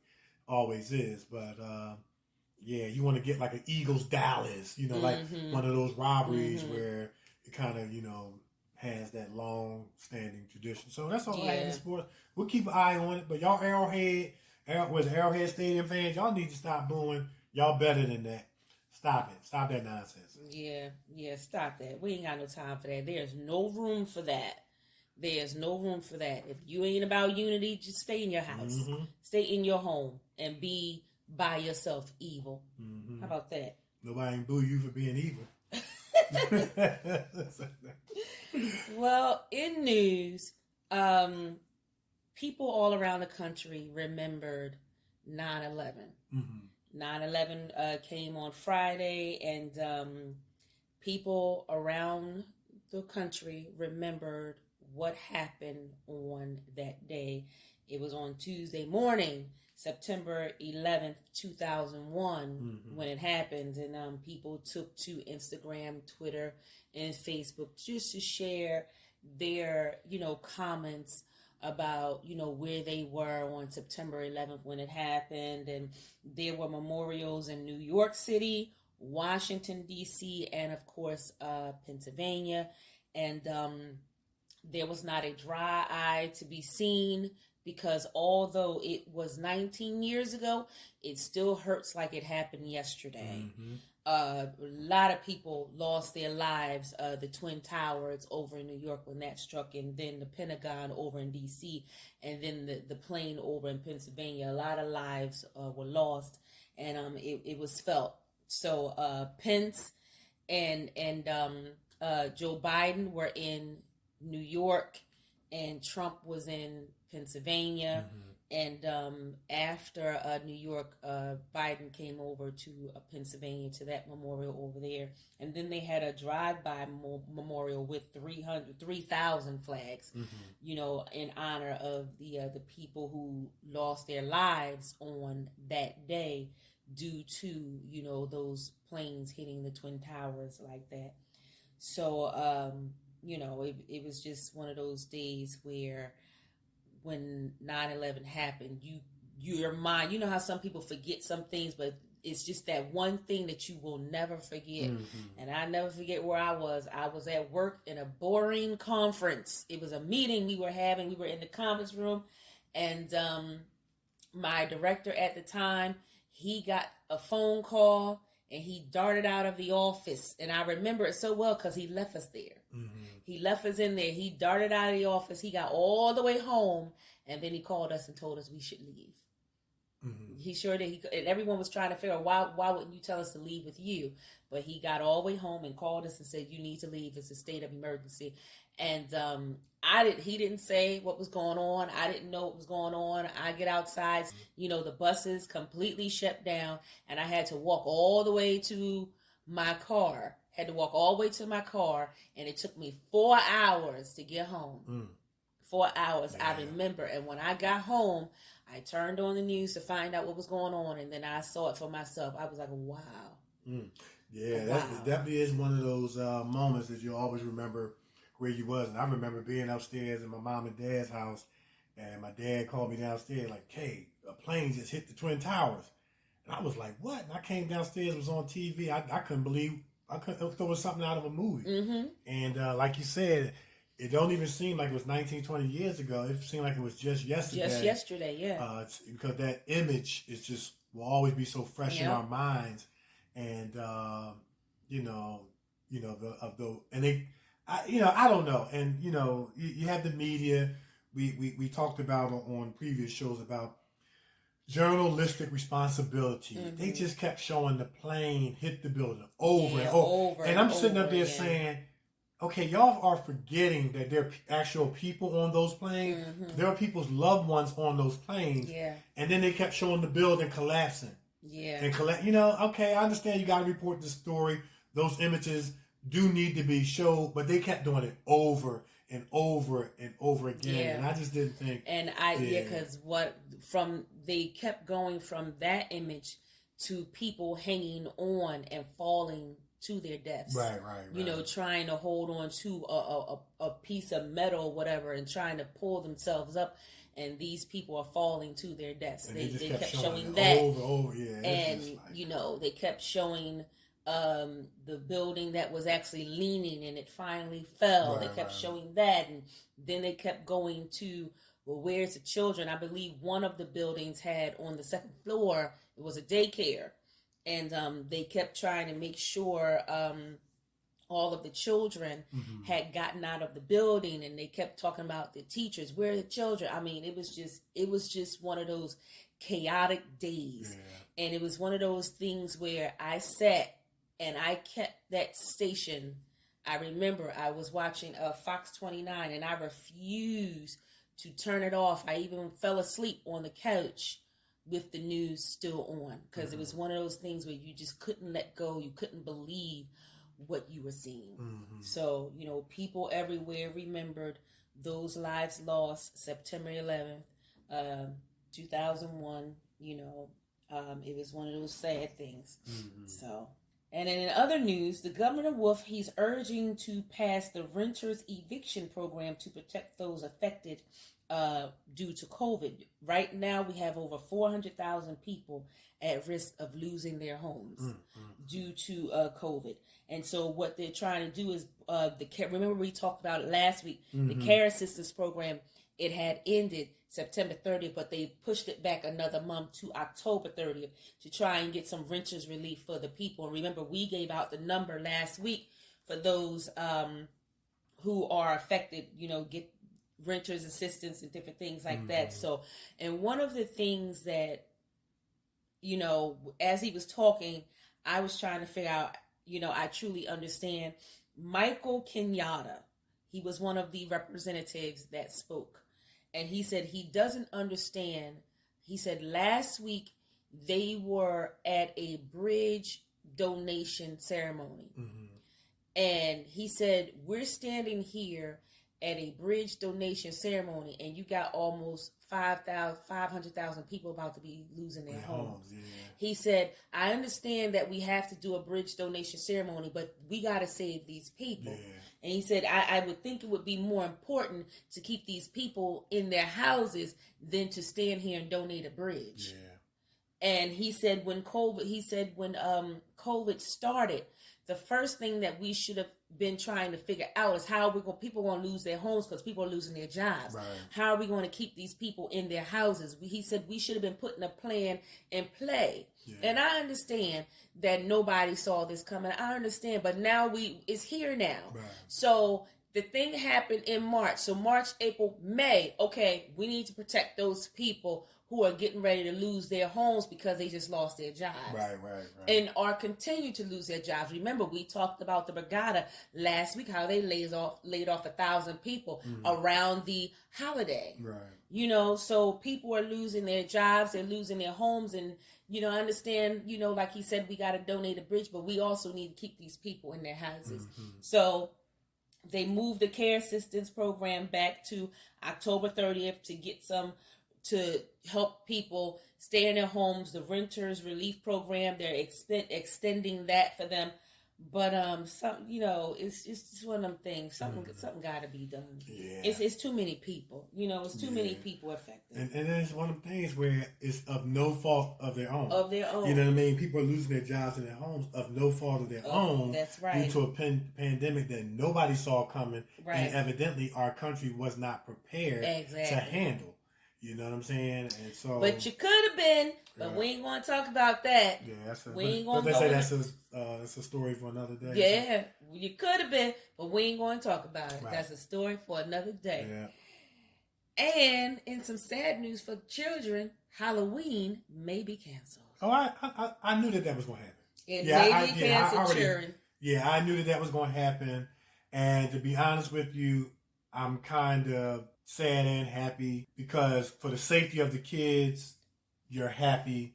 You're sad because it's something that they look forward to. So between the pandemic and then last year, kids were getting shot during Halloween. Yeah. I'm happy that they'll be safe and maybe they can come up with their own alternatives among them and their own families where they can have a Halloween party inside their house or rent out a rec center or something like that and have certain numbers and everybody wear their masks, practice social distancing, give out safe candy, maybe put a movie up or whatever, but go ahead, Nick. I agree. But we're going to figure out what we're going to do. Yeah. But lastly, parents, I understand that you're not used to the Zoom. I understand. But we gotta get better with our etiquette in these kids with this Zoom. We can't be cussing out our husbands and carrying on.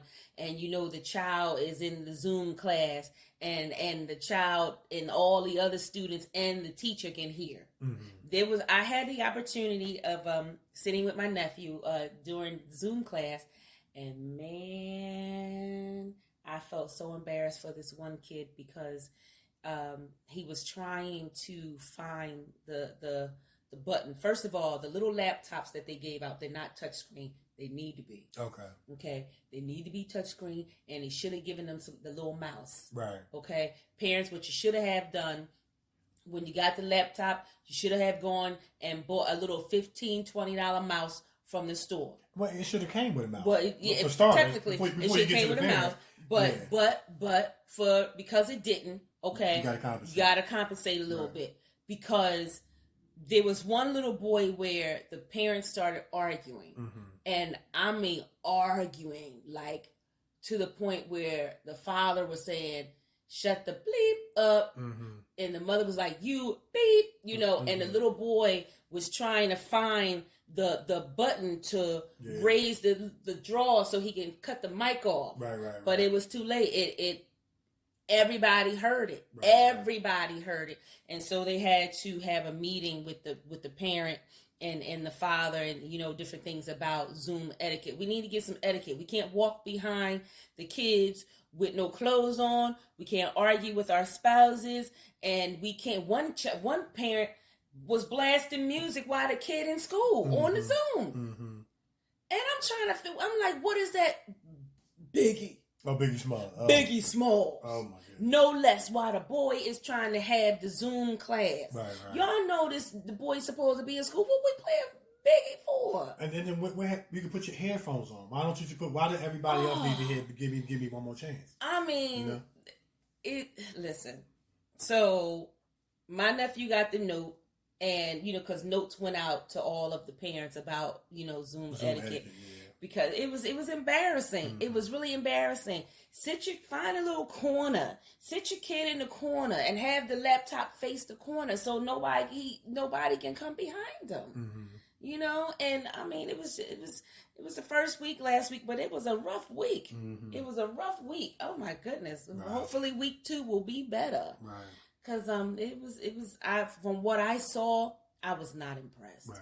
I was not impressed at all. I was not impressed. I wanted to write a note to the school board about what I saw. I wasn't impressed at all.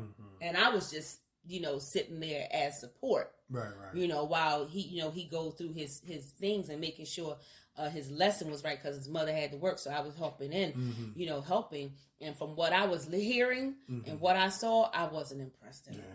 Not impressed at all. Yeah, we have to make the children's education a priority, and it don't sound like that was what was going on in this one. It wasn't a lot of being in that background, was it? Yeah. Being as in what Karina was talking about. Exactly. Yeah, that sounded like that was a lot of mud that on was mud. A mess. That was mud on, definitely mud on mud, honey. That was an avalanche on top of an avalanche of mud, because that wasn't cool. And Cuties came out on Netflix. Let's talk about it next week to see what you did with it. That's it. We ain't going to talk about it now because we're all out of time for news and sports. But we're going to talk about it next week. I want to know who watched it and what your thoughts were. Okay. That's it. All right. That's it. That's all I got for news and sports. All right. So we're going to take a break. And we come back. It's going to be time for my favorite part of the show. We're going to find out what's bothering Nikee. It's the Kevin and Nikee Show on iHeartRadio. We're everywhere, and we will be right back.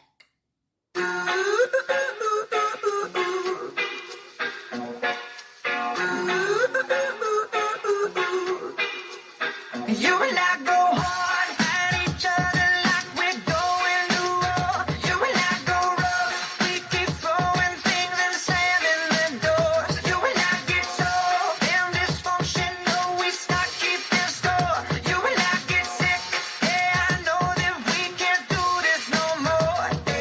But baby, there you go again, making me love you.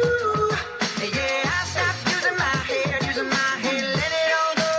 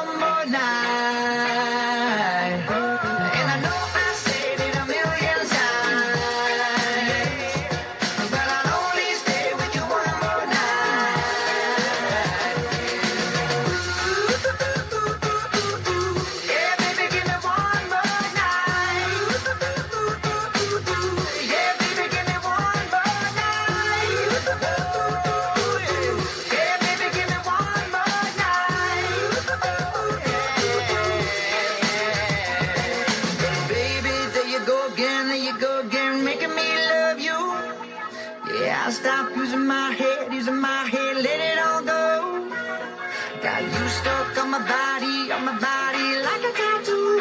Yeah, yeah, yeah, yeah. So cross my heart and I hope to die. That I'll only stay with you one more night. And I know I said it a million times, but I'll only stay with you one more night. So cross my heart and I hope to die. That I'll only stay with you one more night. And I know I said it a million times, but I'll only stay with you one more night. I don't know, whatever. All right. All right, so now it's time for my favorite part of the show. That sounds like Mighty Mouse. Remember that? Here I come To save the day. Yeah. So now it's time for my favorite part of the show. We're going to find out what's bothering Nikee. What's bothering you, Nick? You know what? It's more so of a challenge. Remember we talked about earlier in the show, I watched Mulan. Okay. And the message, I'm not going to give it away because I want you guys to go see it. The message was very, very, very clear. If you don't get this message, it's because you don't want to get the message. But I'm going to say what I got out of it. The message clearly was find that inner peace with yourself and take that and make something out of yourself.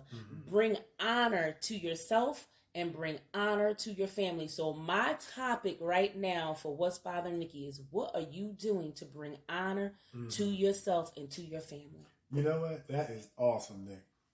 First of all, it's awesome that you would watch a movie to get something out of it. You know what I'm saying? Because I'm going to tell you, when I'm watching Fast and Furious, I'm not watching for no message. I want to see as many explosions, cars jumping through buildings. I'm not thinking about the message. And that movie had some action in it, to my understanding. But that's great. But you know something? When you were saying that, it made me think about our generation when we were smaller. One of the things that meant a lot to us was embarrassing our parents. Yes. Remember that? Yep. Like, you know, and I remember my dad, he used to sit on the couch before we go outside. And he said, all right, y'all going out. He had his arms folded. He said, all right, y'all going outside? Y'all better not let nothing come back to that door. That's so right. I was more afraid of my dad than the cops. But anyway. That's right. But, and we went out and we ran through people's yards and threw rocks. And we broke windows and we did the things that kids did. But while we were out there, a lot of stuff we didn't do because we had a consciousness that was built in us, not only by our parents, but we grabbed a hold of it ourselves. We wanted to make them proud. Yeah. We wanted to get good grades in school. Yeah. We wanted to get that scholarship to go to college. We wanted to make them proud. This generation has lost that. They don't care about embarrassing their parents. No, they don't. You know what I'm saying? Why is it that your mom got to keep coming down to the youth study center and got to go to court for your behind? Then you get mad. I knew of a situation just last week where there was a kid who got into some trouble with the police, and you know the social worker talked to the parents on the phone, and they were ready to leave him and let him get locked up because they thought that would be better than him being on the street and getting killed. Dishonoring your family. Yep. And you know what? Yep. I still, and I know I speak for you. You still live with that same consciousness to this day. And we're grown adults. Yep. We live with the conscience that we don't want to embarrass our family. We want to bring honor to our family name, our legacy, and we want to contribute positive to that. And we're doing it with our acting and our radio show. And that's what Mulan was about. I'm trying to tell you, you guys got to see this movie. You got to see it because that movie talked about bringing honor to the family and doing things that bring shame on the family. What y'all don't understand is that when you are born and you predestined or destined in yourself to make something out of yourself, that's bringing honor to your family. That's bringing honor. But when you live a life of crime, drugs, and different things like that, that's dishonor. That is dishonor. You are dishonoring your family. Right. And this movie talked about finding your inner chi, like that power. Right. That power that lives deep down inside you that makes you just rise up and take the world by storm, make something out of yourself. That basketball player, that football player, that singer, that actress, that author, the motivational speaker, that doctor, that lawyer, that judge. That's honor. That is honor. And one of the things she said, it is so easy to be hateful and evil and a wreck, but success takes work. And a lot of people don't want to work no more. And you know what? Kay Hart said it the best. Everybody want to be famous, but nobody want to put the time in. Got to put in the work. You gotta put in the work. If it was easy for Michael Jordan to get up there and play that basketball, everybody would be doing it. It's not easy. He had to be trained. Kevin D. Benton had to be trained. It's not easy. It's not easy to just, okay, I'm gonna be an actress. I woke up like this. I am ready. Where is my Oscar? It's not easy. If it was easy, everybody would be doing it. That's good stuff right there. It's not easy. And we understand that. But you got to dig deep down in yourself and you have to find your chi. That's what they call it. They call it a chi. You have to find your chi, that inner power, and you have to bring that out and do something with it and bring honor to your family. Stop running the hell around here, wrecking amok and all this nonsense, robbing, stealing, killing, and all that kind of nonsense. I want to cuss, but this is a family show. Right. Stop doing all of that. Yeah. How would grandma think about what you're doing? How would grandpa think about, how you're living your life? Would they be, if they're still alive and if they pass away, would they be rolling over in their grave? Would they be proud to see folks running around robbing, shooting, fighting, stealing? You know what I'm saying? I'm so glad you said that. Would they be proud? I mean, it has to be somebody in your life that you respect enough, whether they're dead and gone or they're still alive, that you can say, you can think about that one person and say, would they be proud about what I'm doing, how I'm living my life? I'm so glad you said that because it also tapped onto that. We have ancestors. Right.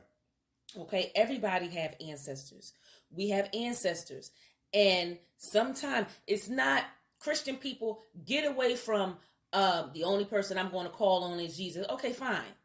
But sometimes we have those spirits, those ancestral spirits that help us find out what you ever heard somebody say, you look like, or you get that basketball spirit from your uncle, cousin Charlie, who was here like years and years and years ago, and he passed away. Call on Uncle Charlie. Uncle Charlie, I need your spirit right now. It's not saying that you're honoring that spirit and not Jesus. It's not saying that at all. It's your ancestor who had that same what is it? Ability. You're drawing from a consciousness. That's what it is. It's not like you're trying to speak or talk to the dead. Exactly. Or anything like, that's not what it is. You're drawing off of a consciousness that more than likely has been passed down to you. That's into you. Just like some people have athleticism that's passed down through their family. Some people have intelligence that's passed. If Uncle Joe played ball, that's in your lineage. That's in your genes. That's in your, you know what I mean? And it doesn't mean you're going to turn out to be the next Michael Jordan, but it's there if you want to draw from it. Exactly. It's there if you want to use it. Yeah, and so they called on the ancestors to help the girl out, to watch over them. You don't know which of your deceased relatives is watching over and helping you. You don't know. But you know what, Nick, to your point, there is a verse, in the Bible in Doctrine of Theology that says, we are surrounded by a great cloud of witnesses. Yes. Okay. And there it is. And then there it is. What a lot of theologians when they share that, they share from the perspective that our loved ones that have gone on are cheering us on, saying, no, don't do that. No, don't do that. Exactly. Yeah, you can do it. Don't give up. Don't throw in the towel. That's it. We're surrounded by a great cloud of witnesses, and they believe that some of those witnesses are those that have gone on before. So you right on target. That's it. What do you want your parents to say? I am ashamed of you, or I am so honored to have you as my son or daughter. I'd rather for my parents to say, I'm honored to have you as my son or daughter because I brought honor to the family, than for them to say, I am ashamed of you. You dishonor us. Right. I don't want them to say that. Yeah. Do something that's going to bring honor to your family and not a bunch of shame. I'd rather for my parents to every time they turn on the TV, they see my face. Right.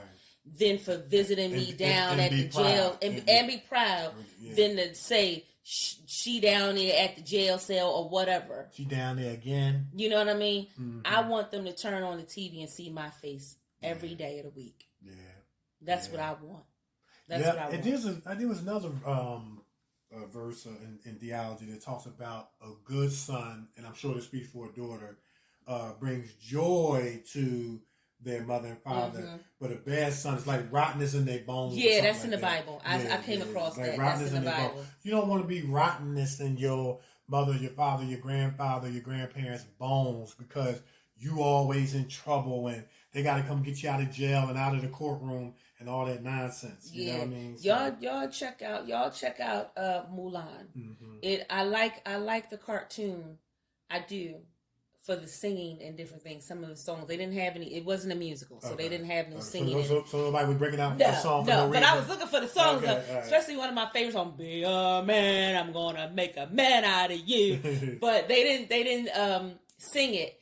The chief said, "I'm gonna make a man out of you." He said it. He said it. Okay. But and they got to the part where she had to go. Remember in the cartoon, she had to go into the river to actually wash. Right. So what she did? Okay, I'm not going to tell. Don't tell this. Spoiler alert! I'm not gonna. But y'all gotta see this movie. I truly love this movie. I like the cartoon, but this movie I like even better because that message they hummed on the message. And you know what? Speaking of Mulan the cartoon, we gotta give a shout out to Davy Lou who had on the show. He drew all that stuff for Disney, man. So he is definitely a legend. Yeah. And I remember I watched one of his videos when he was speaking to this audience, and of course he was looking to be able to incorporate Asian characters into animation and things like that, and that's why he has his Can Do It. He got his animation series going on, which is great. Yeah. But I remember he was telling the kids, he said, how can I get myself into this animation? I got it. Mulan will need a boyfriend. So he drew himself in there. I said, that was good thinking right there. Yeah. Somebody always need a boyfriend, or girlfriend. Yeah, so you got that was great. Shout out to Davy Lou. Yeah, man. Shout out to Davy Lou. Check out Mulan. I guarantee you it will have you changing the way you think. Yeah. And the way you do things, and it will have you looking within yourself to find what can you do to bring honor to your family. I love it. That's it. That's all I got. That was it right there. That's all I got. All right. I love it. That's it. All right. So we're going to take another break, and when we come back, it's going to be time for my favorite part of the show, Kevin's Corner. It's the Kevin Nikee Show on iHeartRadio. We're everywhere, and we will be right back.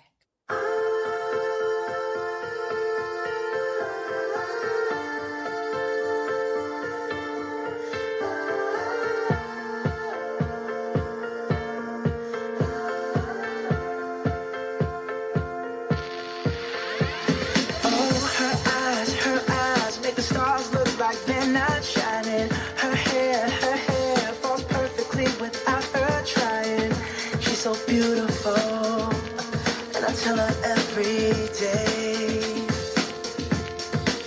Yeah, I know. When I compliment her, she won't believe me, and it's so sad to think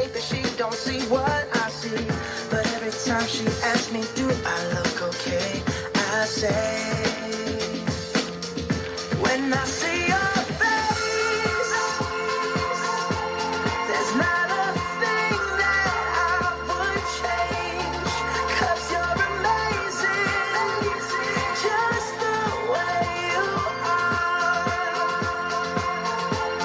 And when you smile, the whole world stops and stares for a while. 'Cause girl, you're amazing, just the way you are. Yeah. Her lips, I could kiss them all day if she'd let me. Her laugh, she hates, but I think it's so sexy. She's so beautiful, and I tell her every day. Oh, you know, I never ask you to change. If perfect's what you're searching for, then just stay the same. So don't even bother asking if you look okay. You know I'll say, when I see your face, there's not a thing that I would change, 'cause you're amazing, just the way you are. And when you smile, the whole world stops and stares for a while. 'Cause girl, you're amazing, just the way you are. The way you are. The way you are. Girl, you're amazing, just the way you are. When I see your face, there's not a thing that I would change, 'cause you're amazing, just the way you are. And when you smile, the whole world stops and stares for a while. 'Cause girl, you're amazing, just the way you are.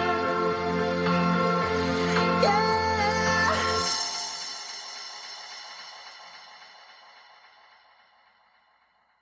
You're listening to the Kevin and Nikee Show on iHeartRadio. All right. All right. It is time for my favorite part of the show, Kevin's Corner. All right, guys, we're going to keep the high vibration train moving. Choo-choo. We're in week 75. We got 2 more characteristics, signs that one is operating on high vibration and frequency and light. And I'm glad I mentioned this earlier in the show so y'all don't think that I was biting. You know, remember? What? Because I mentioned that, I was going to talk about, loving yourself, being able to love others. And so the reason why I wanted to mention it earlier in the show was so, it wouldn't be perceived that I came up with this because of what we talked about. You But just let me know I'm like right on point with what I'm coming up. You only biting. Yeah. Remember that song? Yeah, I remember that. I remember that. Yeah. So my first characteristic, number 120, is you love yourself. So in connection to a perspective that is aligned with what is right and just and fair, in other words, you can't be out here doing crime and just loving yourself. Okay. And doing bad things and just loving, you know what I'm saying? Listen. So in connection to a perspective that is in line with what is right and just and fair, to love yourself means to accept yourself as you are. Karina said that. Did she say that word for word? Yeah, almost. And to come to terms with those aspects of yourself that you cannot change. It means to have self-respect, a positive self-image, and unconditional self-acceptance. It means having a healthy regard for yourself, knowing that you are a worthy human being who has very high worth and value despite even your imperfections in your life that are evident and universal and being anchored in this no matter what. Loving yourself doesn't mean indulging in pleasures. It means doing what needs to be done to ensure that you are happy and healthy and, of course, holistically, and that your needs, not merely wants, are met. Because how can you save anyone else if you can't take care of yourself first. That's Karina right. said that, right? That's right. All right. I do my Kevin's Corner in advance, right, Nick? Right. You do what's bothering Nikki in advance. So this is confirmation. All right, number 121. Because you love yourself, now you're able to love others. All right? Because we project onto others out of the foundation of who we are or ourselves, knowing how to love ourselves is good practice towards loving other people. By understanding what we need and taking steps to ensure those needs are met, we are more aware of the needs of others and how best we can help them fulfill those needs and or demonstrate that towards them, because it is an overflow of how we think, feel, speak, believe, and behave towards ourselves, thus others. Then and only then are we able to transfer that self-love on to others. I heard a post that said, how people treat you is not a reflection of who you are. It's a reflection of who they are. And you can always tell people who don't love themselves, they're mean, angry, surly, bitter, treat people nasty. And we're talking about, of course, consistently. All of us have been angry. All of us have been bitter. All of us have been upset about something. I'm talking about from a characteristic. It's just characteristic of that person. And if the golden rule, we do that, treat others how you want to be treated. I mean, that'll help with loving others, but it gets a little bit more easy to love others if you love yourself. Love yourself into being. Yep. AKA Miss Karina Hsieh. Hsieh. Now, and if you're having a hard time doing that, take one of her self trips. Yeah, take a self trip. Take a self trip. Be by yourself for a month or so, traveling somewhere, and find yourself. Find yourself before you wreck yourself. Yeah. You better find yourself before you wreck yourself. Yes, and if you keep on acting up, you're going to find yourself by yourself. Yeah. That's it. That's it. All right. And you're going to be mad all by yourself. How about that? Because you by yourself. Now try cussing yourself out. I want to see that happen. Because you're going to get on your own nerves, cussing your own self out, and you can't get away from you because you're going to always be with you. Okay, it's called the mirror. That's it. That's it. Didn't I just get rid of you? Fool. You're looking in the mirror. Right. I know, man. And like I said earlier in the show, you can run from you all you want. You're going to bump right back into you. And what people do when they bump into themselves, they blame others. Instead of taking responsibility for their own thoughts, their feelings, their words, their action, they just put it off on somebody else. The only thing about blaming others, you're going to have to do that for your whole life. That's right. You're going to have to keep doing it in order to feel superficially good about yourself. That's right. But there's always a God consciousness in there that says, now you know you're the one that's wrong. Okay, for real. Now you back to yourself again. For real. That's all I got. All right. That's it. That's it. All right, so put it out there. All right, guys. Listen, we just thank you guys so much for tuning in to another great show, another great week, another great guest, great conversation, great music. I mean, great topics. We just thank you guys so much for tuning in. And listen, you guys are in our thoughts. You're in our prayers. Look, we're thinking about you. You guys are our motivation and inspiration. As long as y'all keep tuning in, we're going to keep bringing y'all all this. Yeah. You know what I'm saying? We love you. And we hope that we made you smile. We made you laugh. We made you think. We hope that we made you grow. And perhaps maybe decide today that I'm going to get on that path to chiseling away the mud. And you know what? Maybe it's somebody out there that's thinking, man, Kev, Nick, I got a lot of issues. I got a lot going on. Where do I start? Well, guess what? The old saying says, you eat an elephant one piece at a time. That's right. But you can't start eating them if you don't start. That's you know right. what I'm saying? So start working on you. And you'll take 3 steps forward, 2 steps back, but keep going. You'll get there, man. It's a lifelong process of growth and development. I'm going to throw that out there. So I'm Kevin D. Benton. Well, I got to always say that we do what we do for you, and we can't do what we do without you. That's right. So thank you. All right. So I'm actor Kevin D. Benton. You can find me on Facebook, Kevin D. Benton, on Twitter, at Kevin D. Benton, on Instagram, actor Kevin D. Benton, and you can find us on YouTube, actor Kevin D. Benton, and actress Nikee Warren. Check us out. You can find me on Facebook, Nikee Warren, on Twitter, at Nikee Warren, and on the gram, hello, I'm Nikee, that's spelled HELLOIMNIKEE. You can find our show, Kevin Nikee Show, on Facebook, at Kevin Nikee Show on Twitter, and the Kevin Nikee Show on the gram. We keep it simple so that you can find us. And if you have any questions, comments, concerns regarding our show, hit us up, KevinNickeyShow@yahoo.com. We got any questions, comments, concerns for our special guest? Karina Hsieh. Hit us up, KevinNickeyShow@yahoo.com. We'll read it to her, get the answer, and read it back. And like we say every week, who knows? Your letter can be featured on our show. Ladies and gentlemen, you want to get some self-traveling going on, some self-healing, hit us up, KevinNickeyShow@yahoo.com. And we will forward you over to the safeandsolo.com. That's it. So that we can get some traveling going on and get some traveling for the healing purpose. And go get that book on Amazon. Yes. Yeah, Karina Hsieh. You can get it. It's on Amazon. That's it's right. called Loving Yourself into Being. Loving yourself into being. I love it. Love it. I love it too. Okay, that's it. All right. All right. That's it. That's all I So, we're the Kevin and Nikki Show on iHeartRadio. We're everywhere, and we are out of here. Peace.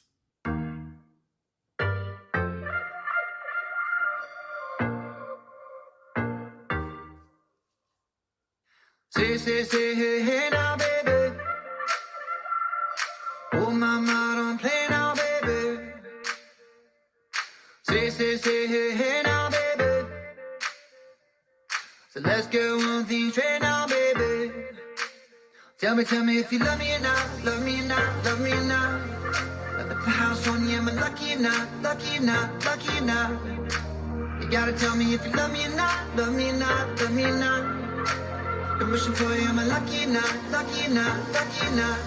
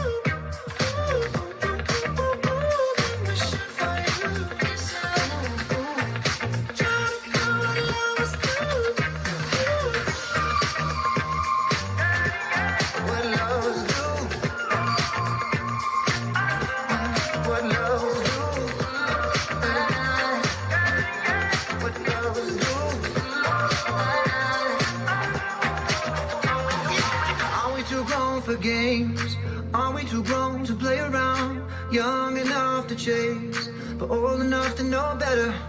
Are we too grown to change? Are we too grown to mess around? Oh, and I can't wait forever, baby. Both of us should know better. Ooh, ooh, ooh, ooh, ooh, been wishing for you. Ooh, ooh. Try to do what lovers do. Ooh.